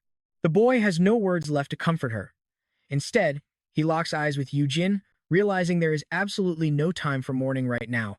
They immediately set off to find Sigin, who is tied to the mysterious insect court. Yujin reveals the larval pill she got at the club, explaining it is the only ticket into the insector's inner circle. Now pay attention here, because finding Sin is their only shot, and they agree to track her down together. Using their insect tracking senses, they pinpoint the exact same coordinates and sprint there at top speed. But when they finally arrive, Sin is nowhere to be found. Their trackers lead them straight to a creepy, abandoned construction site. There, standing all by herself in front of the crumbling concrete ruins, is Staeun. Wiping away her tears, she spins around as they call out to her. Mizong and Yujin approach slowly, wanting a peaceful talk. But suddenly, a cold voice demands to know if they made Jun cry. The girl looks at her invisible protector, trying to explain that these guys are not enemies. Deactivating her camouflage, a gothic woman steps out, declaring that nobody messes with her people. Glaring at our heroes, she demands to know which of them dared to make her baby cry, her voice dripping with pure malice. Eugene tries to de-escalate, explaining they just want to talk to Singin, while the girl silently begs her mentor not to start a war with her classmates. But in the blink of an eye, the gothic assassin Hannah vanishes, triggering her camouflage once more. Rushing footsteps echo around them. Before Mizong can react, Hannah materializes and delivers a brutal flying kick straight to his stomach. He slides back from the force of the blow. With no time for games, she instantly targets Eugene next, forcing the girl to cross her arms in a desperate attempt to block. Strangely, she softens her strike, staring at Eugene with a twisted look of admiration, deciding it would be a complete waste of potential to kill her just yet. She slips behind Eugene, biting her ear in a bizarre display of dominance. Eugene quickly pulls away, demanding to know what she is doing as the woman leaps backward. You and I both saw that coming, right? Wiping her mouth, she realizes the girl is actually an insector too. Furious at the sudden intrusion, Eugene unleashes her razor-sharp threads to attack. Hannah easily dodges, highly impressed by the girl's lethal silk-weaving abilities. Seeing Mizong in his armor, she realizes they are both insectors. The boy swings a massive hammer strike, but her lightning-fast speed makes his heavy punch look slow. Our hero looks back in shock, while Hannah smugly warns him that he will never land a hit on her. Taunting them, she boasts about her camouflage powers. Our armored duo coordinates their next move, while Sin watches in absolute shock upon realizing Mizong is also an insector. Charging in headfirst, Mizong strikes again, and though the woman predicts his move, she shows a hint of irritation. But she misses Eugene's silk threads tightening around her neck, suddenly trapping her in a web of steel with Mizong closing in. Hannah finds their teamwork cute but disrespectful. Ignoring her attitude, Mizong delivers a thunderous, earth-shattering punch straight to her face, making her spit blood from the impact. Losing her temper over the blood, she unsheathes her deadly stinger weapon. Blinded by rage, she unleashes a vicious piercing strike directly at Mizong. The stinger drives straight through his armor, but Hannah immediately senses something highly unusual about him. As her weapon pierces his chest, she wonders why his blood is human red. Horrified, Eugene rushes forward to protect her partner. But the assassin tracks her movement and aims her gauntlet, firing a secondary stinger that extends like a spear to impale Eugene. The spear drives clean through Eugene's shoulder, causing agonizing pain. Smiling, Hannah licks the blood off her stinger, savoring the human taste. Suddenly, their wounds begin to swell violently. With a cruel grin, Hannah commands, "Detonate," and the swellings explode on their bodies like embedded grenades. Covered in wounds, Mizong and Eugene realize that defeating members of the insect court is a near impossible task. Seeing them falter, Hannah laughs, mocking their exhaustion. But before she can finish them, Sin jumps in, lying that they are actually her paying clients. The duo is stunned, but Sin claims they are here to inspect the special larval pills. Hannah leans in close to spot any lies, but Sin holds her ground. Disappointment washes over Hannah's face, either because her fun fight was cut short or because she knows her pupil is lying to her. But she shrugs it off, smiling as she complains that Sin should have told her sooner. She skips away, laughing about almost murdering them. But there is a catch. She only has one single pill left. So what do you and I make of this? They buy time asking questions, while Hannah explains the pill will grant them ultimate insect power. Let's dive into this wild scene where Sigan discovers a terrifying truth: humans are being transformed into larvae just to become power-boosting snacks for stronger insects. While Eugene is visibly sickened by this concept, the woman calmly confirms that in this world, you eat to grow strong. Just then, two guys jogging nearby approach the insectors, giving Hannah the perfect chance for a live demonstration. She waves the runners over and effortlessly coaxes one of them into swallowing the mysterious pill. Within moments, the young man reacts violently to the drug, mutating into a monstrous, giant larva. Our heroes can only watch in absolute horror as another innocent human transforms right before their eyes. To make amends with Sin's so-called clients, Hannah gives them the green light to feast on the fresh larva, allowing them to absorb its power and grow even stronger. While Shiri Richard enjoys her feast during the creature's agonizing mutation, Hannah prepares to leave with Singjin. She casually drops an invite, letting them know they can find her at Club Six Shot if they want more. Stygian looks back only to see Mizong charging recklessly toward the thrashing larva, ignoring Eugene's desperate pleas to stop. Meanwhile, the ravenous monster is locked onto its former friend, who is screaming in absolute terror as the beast prepares to make him its next meal. Suddenly, our protagonist unleashes an epic hook, cleanly decapitating the monster in a single strike while its severed head still snaps hungrily for human flesh. He slams the decapitated body hard into the dirt. Eugene's eyes widen in disbelief as she realizes Miz is completely locked in, staring obsessively at the dead beast. As our main character gets ready to send his ants into the feast, the girl frantically tries to hold him back. The surviving citizen watches in utter shock while these strange insect hybrid warriors casually debate whether to eat his mutated friend. That was the ultimate choice, but Miss Young knew he had to test this power firsthand to see if Hannah's claims were actually real. Unleashing his swarm, a wave of voracious ants pours out of his body, swarming the dead beast. As the feeding frenzy begins, Eugene is absolutely disgusted by Mizong's reckless actions. Yet, our hero stands cold, watching his swarm strip the carcass clean. The surviving jogger watches in horror as the swarm devours his friend. Yojin argues that a human soul might still remain inside, but Misang coldly snaps back that he is already gone. Horrified, Eugen screams that this is wrong, accusing Miss of becoming just as power-hungry as those monstrous insect vectors. Now, watch closely as she compares him to those ruthless insect court monsters. He shuts her down with a cold glare, telling her to just watch, while the terrified survivor stands by, completely clueless.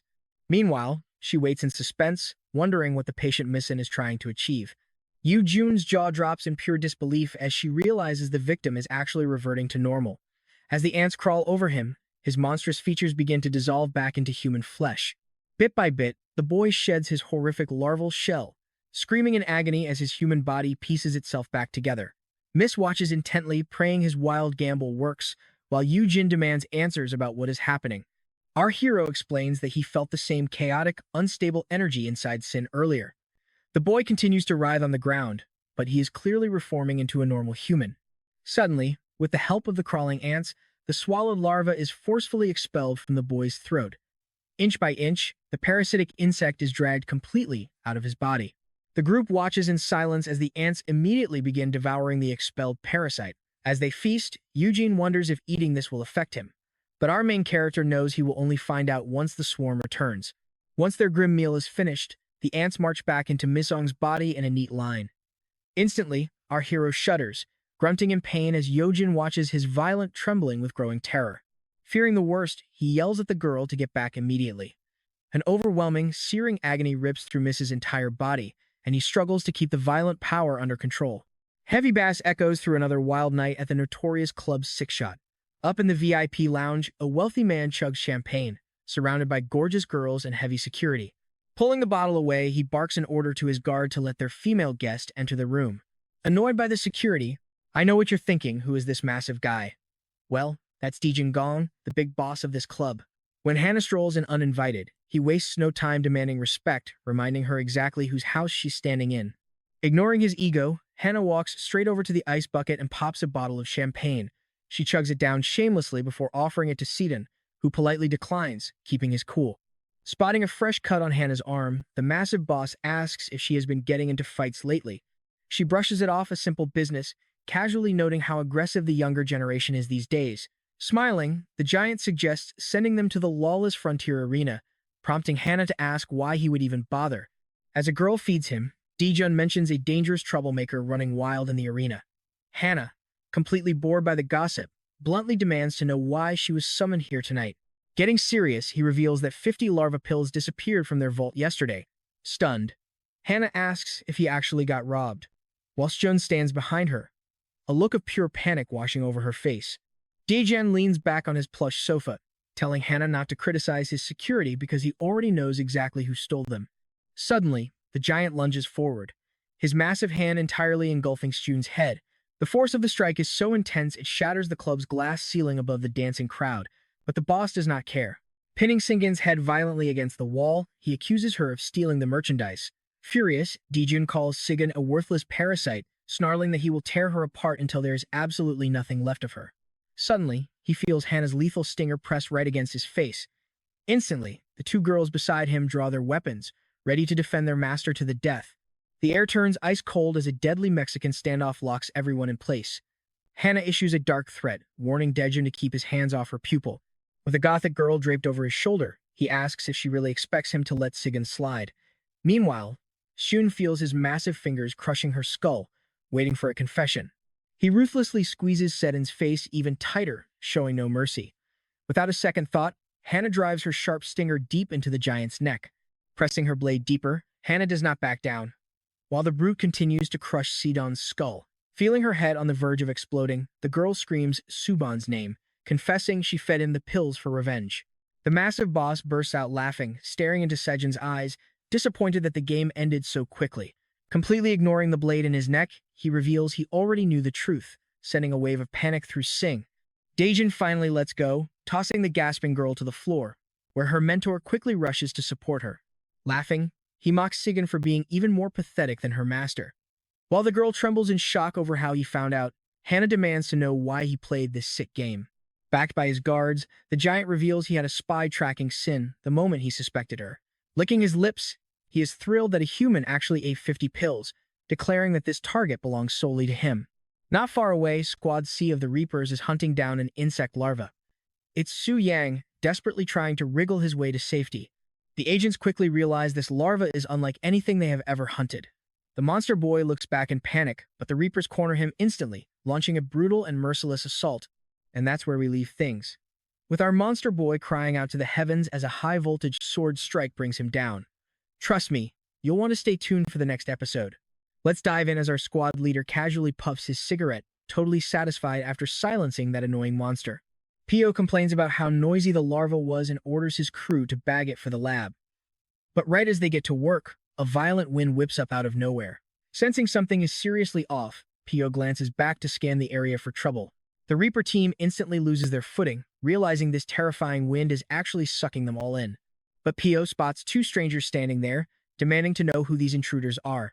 Unfortunately for him, it is Zigna, who sports a smug smirk and orders his super-strong partner to secure the package immediately. Eager to fight, the muscle-bound partner takes the order and steps up. A crouching beast boy emerges right next to Zigna, ready to complete his mission in a flash. The wind whips up a storm that turns the ground into sinking quicksand, trapping the agents. In response, Pio draws his sword, and as it locks, the Reaper emblem glows a brilliant red. Zigna and the boy find this bizarre, wondering why the man is just smoking instead of fighting. But as Pio calmly blows smoke into the air, one of his terrified squad mates screams out for help. The panicking bald agents yell that they are sinking too fast and running out of time, but the Squad C leader just stares ahead, analyzing why this ant lion looks so different from the larvae. Suddenly, the Reaper emblem on his scabbard flashes green to show the weapon is fully charged. Pio glares at the insect monsters, ready to find out what makes them so special. The bug boy glares right back at Pio, completely underestimating his power while wondering why he is ignoring his dying squad. As the Reapers scream while sinking into the sand, Zigna's eyes widen in shock as Pio clicks his sword, transforming the blade into a high-tech rifle. The squad leader aims at the confused monsters. Zigna screams at the boy to dodge, but it is too late as a massive bolt of electricity blasts the kid right in the head. The boy thrashes in agony from the high voltage, prompting a furious Zigna to unleash his monstrous water spider form. Meanwhile, Pio charges forward with his weapon ready, firing another massive burst of electricity right at the insect monsters. But Zigna blocks the incoming blast using his blazing fire blade. However, a nasty surprise is waiting for him. Zigna fails to fully deflect the strike, feeling the agonizing voltage course straight through his entire body. The agents realize the quicksand has stopped sinking and watch Pio sprint across the battlefield. He yells that the bug monsters are after the target, ordering his men to secure that larva no matter the cost.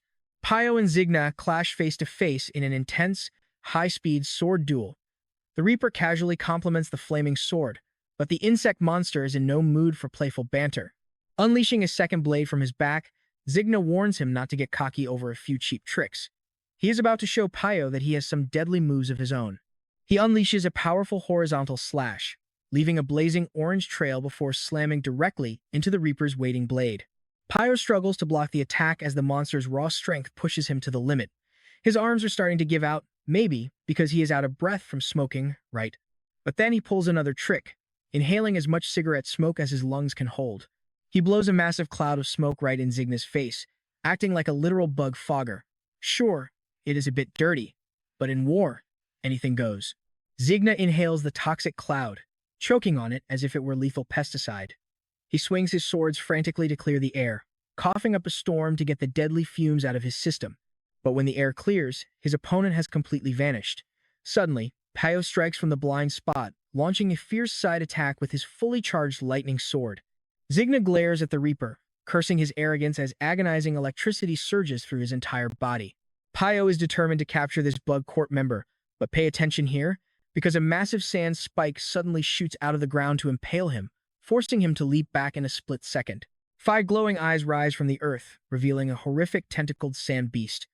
But the brave squad sea agents quickly draw their weapons, holding the line to block the creature's path. But out of nowhere, a crimson projectile shoots from the sand, impaling an agent before he can even react. Pio watches in horror as the spearhead opens up, revealing razor-sharp fangs. The beast lifts the helpless agent high into the air and drags him down, swallowing him whole. As the sand pulls the rest of Squad C back under, Zigna dryly wonders if his partner is done playing dead. A monster with a shattered helmet bursts out of the dirt, grumbling. The agents wonder who this 4-eyed freak is as he introduces himself as Mercer, an antlion from the insect court. Mercer warns Zigna that they are out of time and must retrieve Su Yang's buried larva. Nodding, Zigna sheathes his swords and orders the team to retreat back to the club. I know what you're thinking. What club?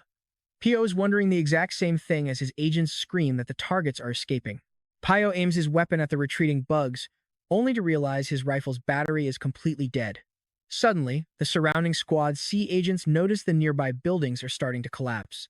With a roar, the antlion commands the ground to sink, causing the entire area to violently shake. With everything crumbling around them, the Reapers are forced to flee for their lives. But Pio charges straight into the danger zone while his men beg him to stop. Watching this, Zigna simply sneers at his reckless stupidity. As Pio dodges the falling debris, the annoyed antlion hurls a barrage of rocks and mud at him. Fortunately, the surviving bald agent dives in just in time to save him. The beast sinks back into the sand, leaving a final threat to slaughter Pio next time. Left with no moves, the squad leader can only watch as the monster vanishes into the earth. Standing in the ruins, the defeated squad is left in frustrated silence.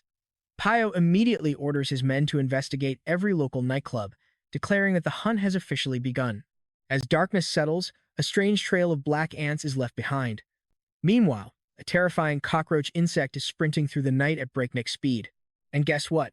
Our overpowered main character is trailing right behind it. The beast has no idea until it glances back, freezing in sheer terror at the sight of the legendary relative killer standing there. Desperate and terrified, the insect begs Mizong to leave it alone, only to feel tiny ants crawling on its face. The black ant is already there, ready to claim another victim. But before the order can be given, something catches our hero's eye. The cockroach looks back to find another giant ant slowly creeping toward them. Stunned, it cannot believe there are 2 relative killers here. But there is no time for answers as it gets pinned down, leaving the 2 predators staring each other down in the silent night. The school returns to relative peace after the bug attack, with Aura lost in thought at her desk. Nearby, a small memorial has been set up for Su Yang, but some classmates deface it, writing the word monster right under his name. Meanwhile, Su Yang's friend is just complaining about the tooth he lost after getting punched during the chaotic commotion. Meanwhile, Orojo and Yujin listen to the gossip until a girl calls Jin a monster. Suddenly, someone snaps back, denying it. Trust me, you and I are definitely going to want to see what happens next. Alright, you and I are about to watch a terrifying transformation that changes everything. It starts when Orojo stands up for her friend, declaring Min Song is no monster. Watching this, Yujin is shocked by her unexpected bravery. Orojo then sits back down while the classmates murmur around them. A worried Yujin asks if she is truly okay, but Orojo only replies with a short, tense yes. Deep down, Orojo is still completely lost. She turns to Yujin, desperately needing to know if their friend really became a literal monster. Yujin gently explains that Min Song had not harmed anyone besides the bully, Su Yang, so he is no monster. Orojo grimaces, admitting that while she understands, she was still completely paralyzed with fear. Tears well up in her eyes as she looks at Eugene. When the screaming started, she wanted to look out the classroom window, but she simply did not have the strength to face the horror. She admits she was just too scared, unable to handle the crushing pain in her chest. Seeing her close friend turn into a giant insect breaks her heart, while Eugene tries her best to comfort her. Glancing over at Minsong's empty desk, she genuinely believes they can find a way to fix this together. Meanwhile, at a dusty construction site, the black ant ravenously devours a defeated cockroach insector. This time, the swarm does not shed their armor to feed, tearing into their prey with brutal ferocity. From a safe distance, Minsong quietly watches his worker ants finish their meal. He realizes that after devouring the insect larvae, the swarm has multiplied at an insane rate. Leaning against the wall, he realizes there is absolutely no containing them. Now, watch closely. Staring at his helmet replica, he decides he has no choice but to build his own massive ant colony. The dark replica rises, growling with a savage hunger as it advances on Minsong, who calmly asks if it is all right. But the wild armor is far too aggressive to control. Lunging at our main character in its insatiable hunger, Minsong instantly punches the replica to pieces, holding the leader ant he created to trap the colony inside a secure glass globe. He stares at the glowing orb in his hand, watching his worker ants retreat inside it, while others crawl back onto his neck.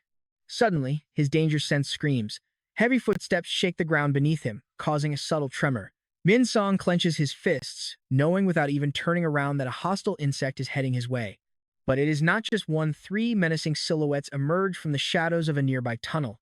For Minsong, this is the ultimate chance to test his newly awakened powers. Leaping from the building, he transforms back into the deadly black ant.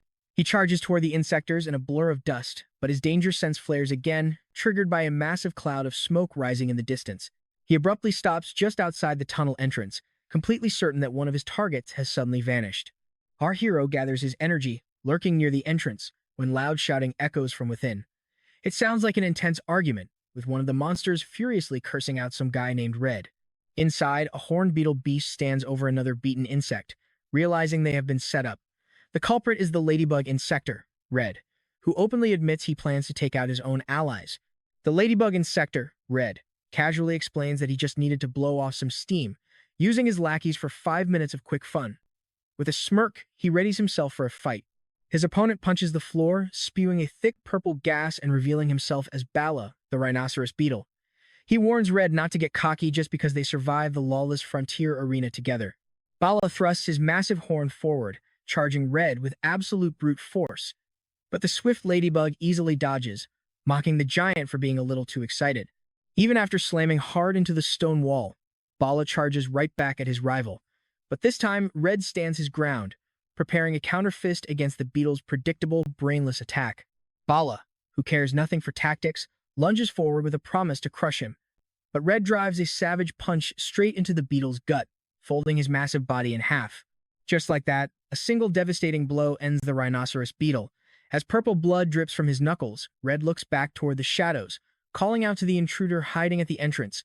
Our black ant steps into the light, and Red eagerly invites him to join the slaughter.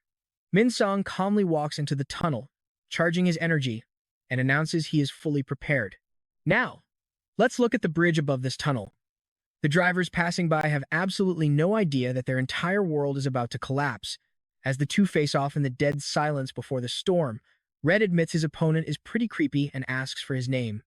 But our silent hero says absolutely nothing. Red insists, claiming he always likes to know the names of the prey he is about to slaughter. He throws a lightning-fast boxer punch right at Minsong's face, demanding his name once more. Suddenly, Red realizes his strike only hit an empty replica helmet made of swarm ants. He quickly leaps back to dodge a counter, while our motionless hero remains completely still, staring at his opponent and instantly figuring out he is a ladybug. After quickly searching through his memory, Red realizes he is facing the legendary Black Ant. Minsong finally speaks, delivering a chilling, low threat that Black Ant is the absolute last name the villain will ever hear. Red lets out a satisfied laugh and rushes in again, bragging that he remembers the name from his recent beatdown on Zigna. The monster throws a heavy punch, shouting that he is absolutely thrilled for this battle. As his fist flies toward Minsong's face, he dares the ant to show his real power. But our main character is on a whole different level, dodging every single strike with effortless, microscopic head movements. Frustrated, Red pulls back his fists, realizing his moves are being completely analyzed. Growing furious, he commands Minsong to take him seriously and unleashes another strike, only to be met with a perfect dodge. His eyes widen behind his helmet as he detects a sudden counter. The black ant moves with such blinding speed that his incoming fist is literally invisible. Red barely manages to raise a tight guard, bracing for the impact of a monstrous blow. Even when he thinks he can dodge, a devastating hook completely bypasses his defense, smashing brutally right into his jaw. Red staggers backward, and if not for his heavy armor, he would have been knocked completely unconscious. But the damaged tunnel walls are on the verge of collapsing, right beneath a busy street with an oncoming bus. Min Song watches his enemy fall to his knees as the ceiling begins to crack. But Red can only obsess over how that punch landed, especially since his sharp senses should easily detect any strike coming from a mile away. Feeling his helmet crack from the impact, he realizes the black ant's power is far beyond his expectations. Min Song stands completely unguarded, letting his overwhelming, godlike aura do all the talking to prove his unmatched strength. Sensing his utter defeat, Red flinches as Min Song turns his own words back on him, demanding to know the name of the prey he is about to annihilate. Absolutely insulted, the ladybug clenches his fists, refusing to back down so easily. The black ant winds up another devastating punch to finish him off. But this time, the strike is blocked by a glowing force field that Red summons with his hands. Both monsters lock in a desperate clash of pure strength, forcing Red to unleash his trump card. With a wild scream, he activates his reflective ray, rapidly expanding the energy barrier. The massive blast forces Min Song back. Now the bridge is crumbling, threatening the bus above, and trust me, you and I need to see what happens next. Alright, you and I are about to dive into one of the wildest insect battles. As concrete cracks, a runaway bus careens towards the guardrail while the bug fight rages on. While Jun Haeyoung, the black ant, clashes with Red, the bus teeters halfway off the road. That is when our hero looks up and notices the imminent disaster. Hoping to kill two birds with one stone, Jun Haeyoung uses his ants to replicate his suit, keeping Red distracted while he jumps back. Meanwhile, the bus begins to fall, leaving the passengers inside screaming and desperately holding on for survival. But our ant hero leaps in, grabbing the bus to prevent a disaster. Using every ounce of his strength, Jun Haeyoung cushions the vehicle's fall. He does everything to hold that massive weight, right until Red calls him out again. Seeing our hero's hands are tied, Red mocks him, warning that those weak ants won't stop his path. He tosses the replica helmet aside and charges straight toward the original black ant. But surprisingly, he joins in, helping Jun Haeyoung hold up the heavy bus and stopping it from plunging.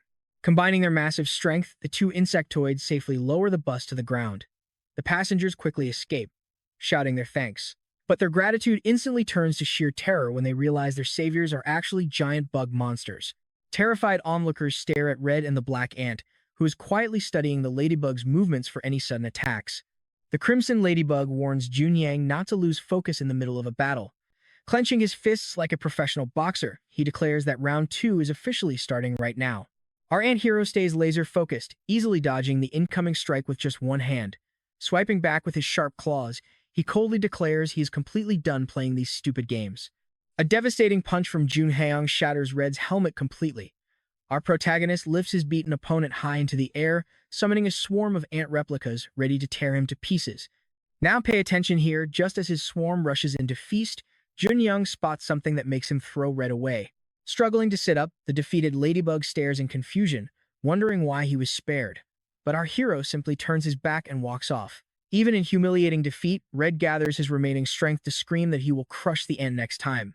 Meanwhile, as night falls over the city, Ryum is on the phone with her mother, claiming she's out exercising.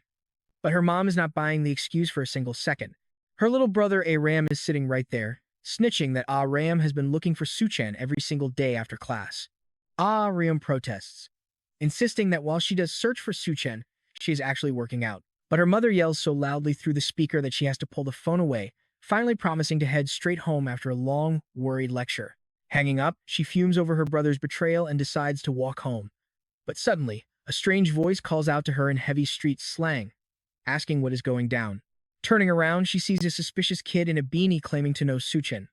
Ryum has no clue this guy is actually the deadly antlion insectoid, Yo Chen. Putting on an innocent face, the boy asks if Suchan is her friend. Trap set. He quickly leads Ryum down a dark, pine-covered path. Becoming suspicious, she asks if Yo Chan genuinely knows where Suchan is, and he mutters a chilling yes. When she asks how they met, Yo Chan pauses, crafting a quick lie. He tells her they are just work colleagues, which immediately sparks the girl's curiosity. She asks if they work in some insect business together, totally throwing him off. But she only cares about her friend's safety, and the ant lion assures her that Suchen is doing just fine. He even mentions their daily partnership with a certain female mosquito. Riem stays quiet, but finding the mosquito comment bizarre, she silently prays Suchen is not in real danger. Suddenly, she stops on the trail and announces she is heading home, not wanting to be a burden. She adds that Suchen seems to have found a great friend, but the boy just scoffs at the compliment. I know what you're thinking, she needs to run. Yo-chan glares with a dark expression, asking, Did you say friend? He mutters that she might find him quite villainous, sending shivers down her spine. Yo-chan explains he is starving as dark shadows crawl behind him. Ariem's eyes widen in absolute horror as he confesses he brought her here to be his dinner. Dozens of hideous larvae wriggle out from the shadows of the pine trees. Yo-chan smiles excitedly, whispering that he cannot wait to see Su-chan's reaction to this. Ariem swallows hard in pure despair. Controlling the writhing larvae, Yo-chan is ecstatic thinking about Su-chan finding out he devoured his childhood friend. The girl backs away, utterly terrified.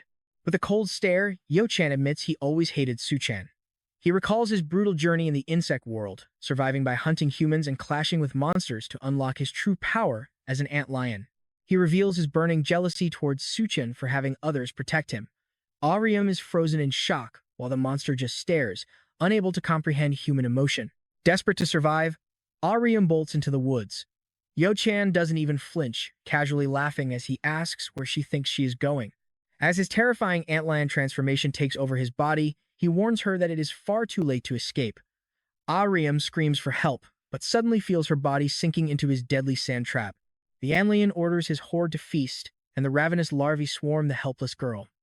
Ariem closes her eyes and screams, waiting for the agonizing first bite. But suddenly, the heads of the larvae are sliced clean off. Relieved, Ariem looks up to see Yujin, the silkworm hybrid, hovering gracefully to her rescue. The antlion glares up, annoyed by the interruption. Yujin spins rapidly, launching a blinding strike that the monster barely blocks. In a flash, Ariem feels herself being hoisted into the air by razor-sharp silk threads. As the antlion demands to know who ruined his hunt, our heroine balances on her blue glowing threads, introducing herself as Silk. Ariem can only stare up at her stylish savior in awe. Feeling the tight bindings loosen, the girl drops safely onto Silk's giant web, completely dazed. Yujin commands Ariem to run immediately, but the poor girl is frozen stiff with fear. Yujin snaps that she needs to get out right this second.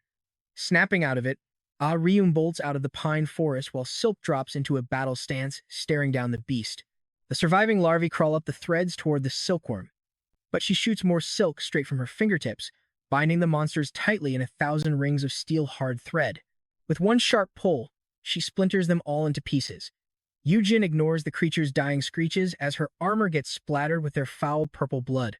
Absolutely furious, Yo-chan demands to know why Silk crashed his dinner, threatening to bury her alive as his multiple beastly eyes flare. Completely unbothered, Yujin just smiles, finding his little tantrum kind of adorable. Standing over the shredded pieces of his minions, she coolly reveals she heard every single word of his villain monologue. She asks if this ugly antlion is a member of the elite insect court, and he replies with a cold yes. Safe inside his shifting pit, he admits he saw her and Junyang thrash Zigana, but questions if she can take him all by herself. Acknowledging his point, Yujin reaches up to pull out a hidden capsule from her helmet, deciding that if she has to face an insect court member, she must swallow the special chemical pill she received back at Club 6 Shot. She hesitates, staring at the drug, while the panicked antlion desperately yells at her not to do it. And trust me, you and I are about to see her go wild as she pops the pill. Yo-chan lunges instantly, hoping to crush her before the power-up kicks in. All right, you and I are about to witness some serious chaos. The second Eugene swallowed that larva, a massive smokescreen exploded. The antlion quickly fell back into defense, realizing he had overreacted to a single pill. But suddenly, glowing blue threads sliced right through his tentacles. Our newly powered-up heroine then launched devastating energy rings, mercilessly severing all of his arms. Shin was completely speechless that one tiny pill could grant Silk such ridiculous strength. Eugene coldly warned that a pathetic imposter who transformed into a larva would never understand. She let her massive aura explode to its absolute peak, unleashing the true power of a genuine insect evolving into her Silkwolf form. The quiet forest stood still as Silkwolf faced down the antlion. The beast's eyes glowed with pure terror at this overwhelming energy, finally realizing what a true insect was while he was just a cheap fake. But our girl was done talking. She launched a brutal kick straight to his head. As he groaned in agony, he realized his limbs were already sliced clean off, while Eugene quietly waited for him to hit the ground. Yet the antlion landed on his feet, desperately trying to prove his strength, screaming that he was a true larva as he charged her. Opening his jaws, he shot his razor-sharp fanged tongue straight at Eugene's throat. For a brief second, the beast actually believed he had won this fight. But Eugene just stood there, completely calm as thick armor of silk wrapped around her, declaring those fangs could never pierce her. Then she caught his tongue bare-handed, leaving the monster utterly terrified at his own weakness. Squeezing tight, Silk promised to rip him to shreds. Xian was completely helpless against her overwhelming power as glowing blue threads wrapped entirely around his tongue, ready to slice. With a sudden, violent rip, his entire tongue was torn straight from his mouth. The antlion couldn't believe his ultimate weapons were gone in an instant. Desperate, he spun wildly and buried himself deep inside his own trap, leaving Silk to calmly watch while holding his severed tongue in her hands. The coward was running away, screaming that he returned for revenge once he evolved. But Xian's escape was cut short. Even deep underground, Silk's deadly blue threads had already crossed, completely sealing his path out. The threads tightened, crushing his rocky body into absolute dust. Eugene silently looked at the suspended debris caught in her massive web. She stared at her hand, barely believing this level of power. Clenching her fist, she smiled. Proud, she had just crushed a literal member of the insect court. But her quest for vengeance was only getting started. Suddenly, a familiar, chilling voice echoed behind her, inviting her to another fight. Spinning around, she saw deadly, razor-sharp blades raised and ready for round 2. But this wasn't the antlion anymore. It was Zigna, stepping into the fray and absolutely starving for revenge. Iron and Sector watched with deep worry, knowing the deadly water spider was a beast, especially with Misan not around to back her up. Yet Silk was on a whole new level now. Watching his every move, a spark of confidence hit her. Maybe she could actually take him solo. Let's pause here, because this is where things get truly disturbing. Zigma studied Silk, wondering where the black ant was, admitting he could still feel bugs crawling inside his flesh, and swearing to kill Mizone to end the torment. Silk, whose long hair was now glowing with deadly blue energy threads, coldly replied that she understood his pain perfectly, which is why she whipped her glowing locks straight at him, promising to end his suffering. Zigna kept his guard high as the heavy threads surged forward, mocking her to give him everything she had. Slicing through the air, he crossed his blazing swords to block her strike. But this time, her reinforced threads refused to snap. As Zima's blades began cracking under the immense pressure, he realized the terrifying power of the pill Eugene had swallowed. Suddenly, his sword shattered, making him realize a single mistake would cost him his life. But as the insect prepared her next strike, Zigna drew another blade from his back, claiming her time was running out, starting a countdown from 4 while blocking Silk's kick. But a devastating punch caught him off guard at 3. Blown backward, he muttered 2, watching her rapidly close the distance as the countdown ticked down to 1. Right then, he stopped defending himself entirely. Eugene's eyes went wide behind her visor as his chilling voice echoed, announcing that her time was officially up. Instantly, the girl collapsed to her knees in pure exhaustion as the glowing blue threads in her hair faded away. Eugene looked down, realizing her claws were gone and her transformation had ended. With his cold blade resting against her bare neck, Zigma quietly explained that her special pill had a strict time limit. But the insect court member decided to spare her life, ordering her into custody.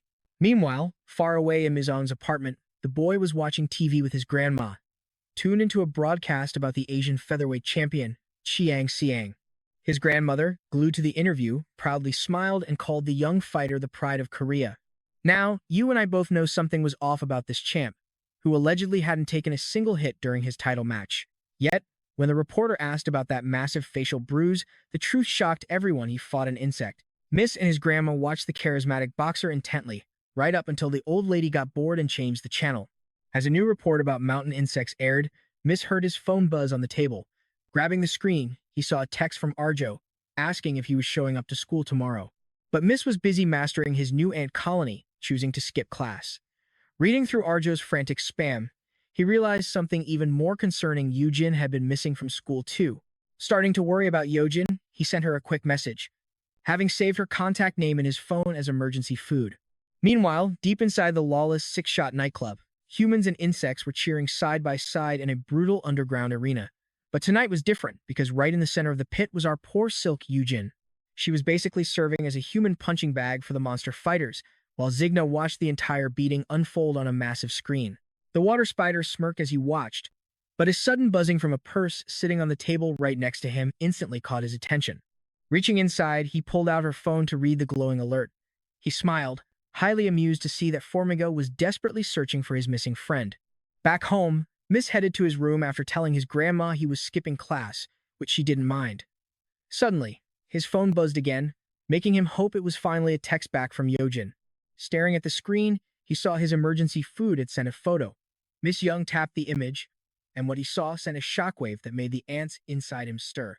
Silk's helmet was completely shattered under the logo of Club Six Shot. Outside, the bass was booming, signaling yet another chaotic, high-energy night at the venue. Meanwhile, down in the dark holding cells, footsteps echoed slowly through the heavy silence. Zigna stopped right in front of the bars with a freezing, cold expression.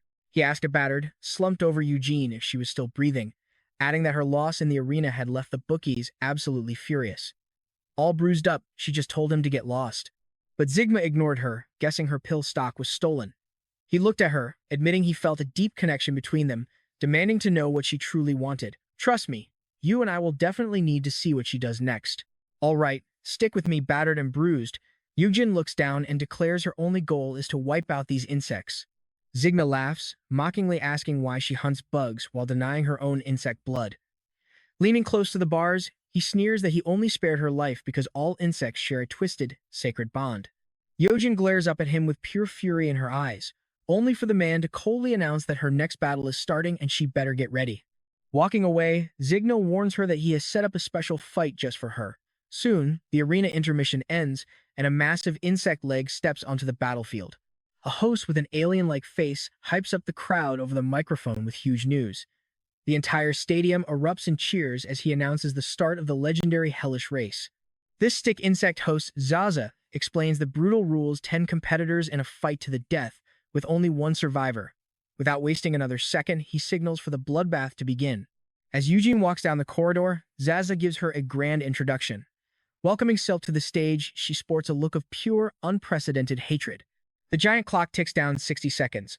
Standing tiny before the roaring crowd, Yojin listens closely to the rules. She has exactly 1 minute to completely defeat her opponent before things get worse. Once that minute is up, more fighters will flood the arena.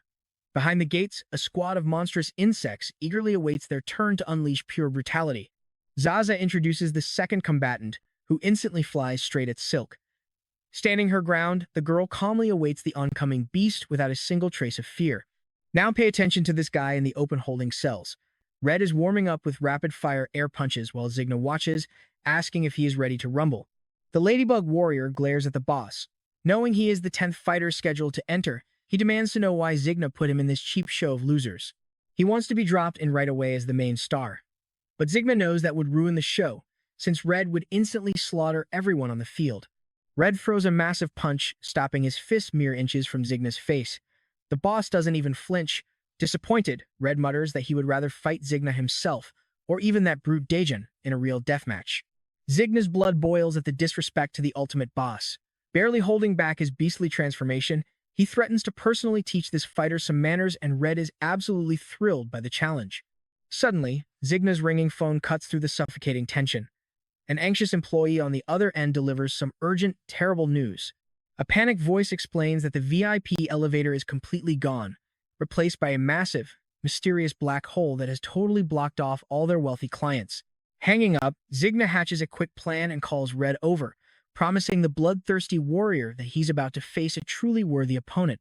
Back in the arena, Zaza is losing his mind as Silk ruthlessly demolishes her 4th consecutive opponent.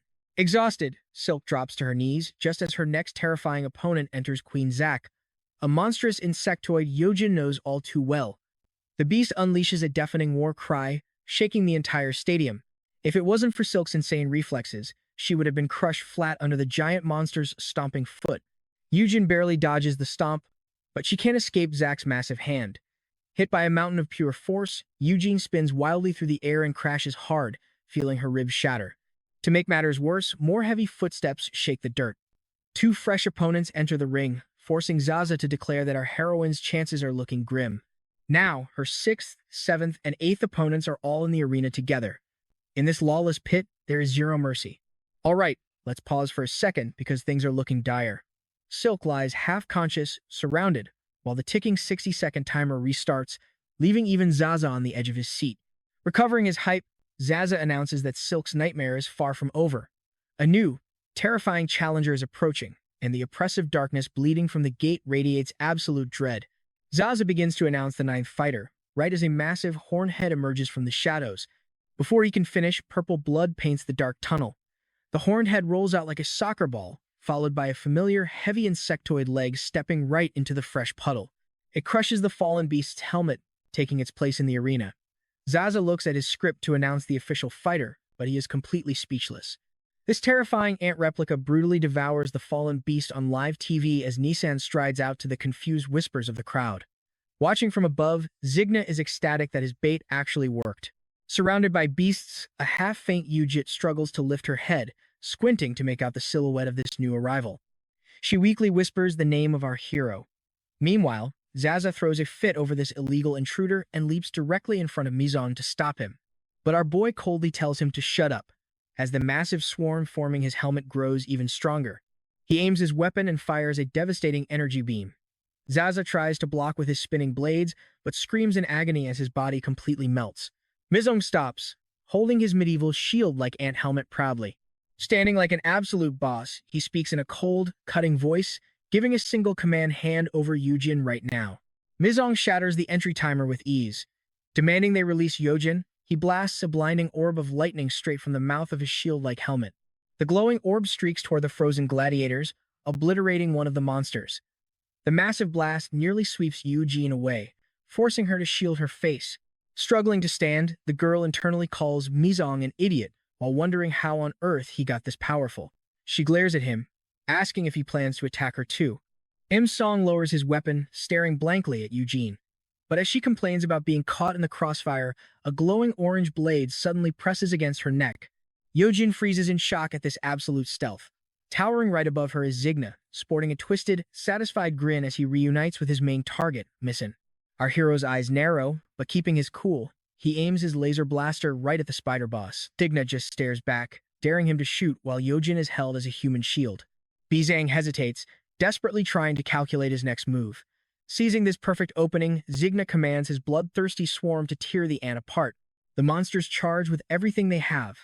Swapping his helmet, Misung sighs at the absolute waste of time and unleashes another devastating storm of lightning directly at his attackers, disintegrating one of them instantly. The hero holds his ground, weapon raised, until the massive Zack steps forward with an earth-shaking battle cry. Mizong fires again, but Zack grabs a minion and hurls him as a shield. Trust me, you'll want to see what happens next. Alright, you and I are diving right back into the madness as the insect collides with Mizong's shot. Zack joins her hands for an epic frontal hammer attack, smashing down on the ant like a thunderous collapse. Zigna smirks, proud of his fighter's brutal move, and reassures a worried Eugen that the ant is probably still alive. The giant monster had caught Miz in her hands, and Zigna orders her to bring him over. But suddenly, Zack collapses. The water spider watches, completely lost. That is when the insect woman's face begins to melt, suddenly exploding from the inside out as if a literal bomb just detonated inside her. This time, Zigna actually looks worried as our black ant emerges completely untouched from the thick smoke. The insect realizes our hero has gotten way stronger, suspecting he swallowed one of those pills, while Eugene cheers. A sudden silence grips the stands, followed by whispers of who's coming to crash this party. The ant demands her release once again, bluntly reminding everyone that Eugene is just his emergency food supply, leaving the poor girl completely speechless at the explanation. Zigna gives the boy a devilish look, mockingly laughing at how hilarious this ant is until a sudden voice cuts in, completely interrupting his gloating. An angry human customer demands to know what happens to their cash now that everyone is dead, and the crowd joins in, wanting answers about their bets. Zigna feels pure hatred and disgust for humans boiling in his veins, but he masks his rage, telling the crowd that the company will reimburse everyone. Then, he roars at them to shut their mouths and place their new bets right now. The crowd is stunned, and the complaining man asks if Zigna and the ant are going to duel. Misen loves the idea, shouting back that he is going to wipe out this insect court member once and for all. With blood in his eyes, Zigna dares the ant to give it his all, but he adds that our hero's actual opponent is right behind him, welcoming the 10th competitor as giant feet step into the arena. Now, pay attention here, because this is where the hype builds. Red enters the arena, stretching out like he is stepping straight into a boxing ring to face our hero. The ant asks if this is finally the place for their rematch, and Red confirms, clearly hyped for the fight. The ladybug throws up his boxing guard, charging the ant with full power. Our hero braces for impact, but the boxer suddenly shifts his trajectory like a raging bull, flying past him to land a massive punch right on Zigna's face instead. The hit is so brutal that Zigna lets go of Yu-Jin, flying backward with a completely shattered face. He recovers quickly, leaning on his orange blades as he curses Red for this sudden betrayal while wiping his bloody mouth. This definitely was not part of the plan, and Misang demands to know why the boxer just hit his own boss. Red looks back, explaining he watched everything from above and found the ant's attitude incredibly honorable. He tells Misang and Yu-Jin to get out of there, moved by their bond, and promises to handle this fight himself, even calling the kid his friend. Both the ant and Silk find this friendship speech a bit dramatic, but Miss tosses Yu-Jin onto his shoulder and starts booking it. She tries to complain about the carry, but he completely ignores her screaming. Zigna, now fully armored, lets our hero escape, but coldly warns Red that he is sick and tired of acting as his damn babysitter. And the ladybug mockingly fires back that Zigna did a great job, but now it is time to die. The two face off, ready to fight to the absolute limit in this lawless frontier. During their escape, Yu-Jin asks if Myson had a VIP card to get in, but the ant casually says no. He explains he just smashed everything in his way, leaving the poor girl completely speechless at his reckless attitude. That is when she sees the massive crater where the giant elevator once stood, but because she is completely exhausted, she decides to ignore the madness and just focus on escaping fast. Miss begins climbing up the shaft, but suddenly feels small debris hitting his head, noticing a massive shower of rocks tumbling down from above. Suddenly, a hulking boss drops down the shaft like a human bulldozer with his fists raised. Our hero barely has time to react before a massive fist slams into his face, shattering his helmet with a single, brutal blow. I know what you're thinking. Who is this monster? Well, Yu-Jin realizes this terrifying giant is the club owner, here to collect damages for his destroyed elevator. The giant stands tall in front of our main character, coldly announcing that he has to kill him. The most terrifying thing is his sheer size. The man looks like an enraged titan. The club's bass is pounding hard down on the dance floor, while up in the VIP section, expensive champagne flows. That is Daejun, enjoying his nightly routine inside his personal pleasure paradise. The source of his joy is the larva of Yang, defeated right before him. He stares at the monster the boy became after swallowing 50 pills, drooling like he is looking at a juicy steak, while the woman beside him stares in awe. She asks if he knows anything about this bizarre creature. Daejun casually looks over, asking if she is scared he will play this ultimate trump card. The woman suggests it might be wise to warn him, but the hulking boss laughs, pointing out she is not very convincing while literally drooling over the larva. Daejun picks up the larva and looks at his feast, declaring that Kenjuno does not need any of this because he is already stronger than everyone combined. He shouts that he cannot wait to devour all that power, bringing his teeth close to the juicy yellow snack. But suddenly, a massive crash shakes the entire building, knocking plaster off the ceiling. Daejun freezes mid-bite as a panicked worker ant bursts into the room completely out of breath, reporting that an intruder has broken into the club. The boss, still holding his snack, asks if this intruder is actually strong. The worker warns that the guy already destroyed the elevator and is heading straight for the lawless border. Furious at the interruption, Daejun drops the larva and points a finger in the worker's face, asking if he seriously has to deal with this himself. The trembling butler begs for mercy, apologizing for his total incompetence. Daejun taps the worker's forehead with a single finger, and the insect drops dead instantly. The boss decides he might as well crash this party before sitting down to enjoy his meal. Back in the crater, Misang is choked off the ground by Daejun's massive hand, while Yu-Jin watches in absolute horror. This monster has a cold, lifeless expression, radiating a terrifying pressure through the rocks. Seeing him lift our hero up, Yu-Jin remembers experiencing this kind of paralyzing fear only once before when Kijija killed her parents. Still dazed, Misang hears the giant joke about letting him off the hook for the elevator damages, right before a devastating punch slams into his stomach, while Daejun laughs in pure amusement. Shocked, the girl watches as Misang is sent flying past her, crashing deep into the solid stone wall behind them, leaving her terrified that she is next. But a sudden gust of wind brushes past her shoulder. She turns to see Daejun ignoring her entirely, launching a brutal knee strike right into the ant's chest before kicking him, demanding that he fight back. But every single impact leaves Misang too weak to even stand, and Daejun, despite using our hero as a literal punching bag, is clearly disappointed by his total lack of response. He is so obsessed with flexing his overwhelming strength that he fails to notice the tiny black particles of Mizang's unique power beginning to swirl around them. Suddenly, a shadow clone made of a new colony of ants strikes the giant from behind, landing a heavy punch right on Dijun's face before he can even react. The clone instantly wraps around the boss's arm as the giant struggles to comprehend what kind of bizarre attack he is facing. But Dijun just laughs, calling the colony cute as he counterattacks. Trust me, you and I cannot miss what happens next. Alright, you and I are jumping right into the action, where his massive fist is suddenly stopped by glowing blue silk. She is pouring all her strength into pinning the giant while our hero is completely down. She knows her silk threads won't hold him for long since he is monstrously strong even in human form. Meanwhile, Daejin finds himself cornered from two sides, amused that our protagonist actually has some backup. This monster is loving it, thrilled to find a fight that actually forces him to try. At the same time, Yojin fights back desperately with his webs, sending a swarm of ravenous ants to tear into the enemy. The brute just laughs in their faces, mocking them to do their worst as pure energy surges through his veins. A deafening roar echoes through the building, blurring the line between the nightclub music and the brutal war raging inside. Down in the arena, Red stands his ground, his battle armor completely soaked in dark insect blood. Sigma recovers from a heavy blow, forced to listen to his opponent claim an early victory. But this water spider is tough, and despite his shattered armor, he refuses to throw in the towel. His rage boils as Red tells him to stand up, claiming he does not hit a downed opponent. But pay attention here because suddenly, a massive hole blasts open in the arena wall right behind them. Black Ant and Silk come crashing through the wall like they were tossed by a hurricane. Red looks back in shock, seeing the very comrades he tried to save thrown right back into the danger zone. Our heroes manage to stand, terror written all over their faces as they witness Dijun's monstrous power. But Sigma's eyes instantly light up with hope the moment he hears his boss call his name. The terrifying boss steps forward, radiating pure intimidation, and mockingly points out how pathetic Sigma looks after getting totally thrashed. Even so, the beaten fighter looks up with absolute, deep-rooted respect. But as Sigma tries to apologize for losing, the angry boss snaps, telling him to shut his mouth.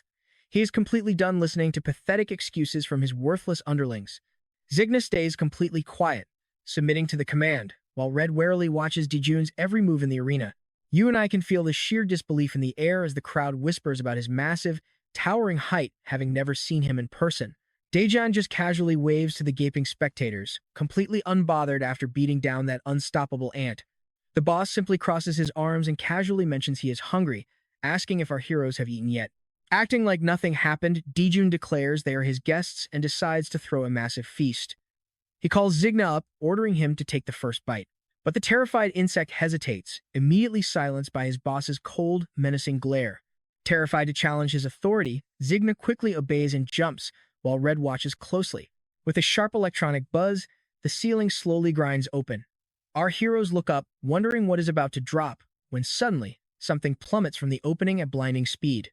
Yojin keeps his eyes locked on the falling object, trying to make out what is hurtling toward them. Meanwhile, Miz looks absolutely frozen, as if he already recognizes the horrifying contents of the package. It is a human, falling limp as if trapped in a deep sleep. The body hits the arena floor with a sickening thud, kicking up a heavy cloud of dust. Bijin steps forward, telling his guests not to be shy. Right then, the fallen human begins to morph into a disgusting, grunting larva. This sickening scene is totally normal to the boss, who promises everyone that it tastes delicious.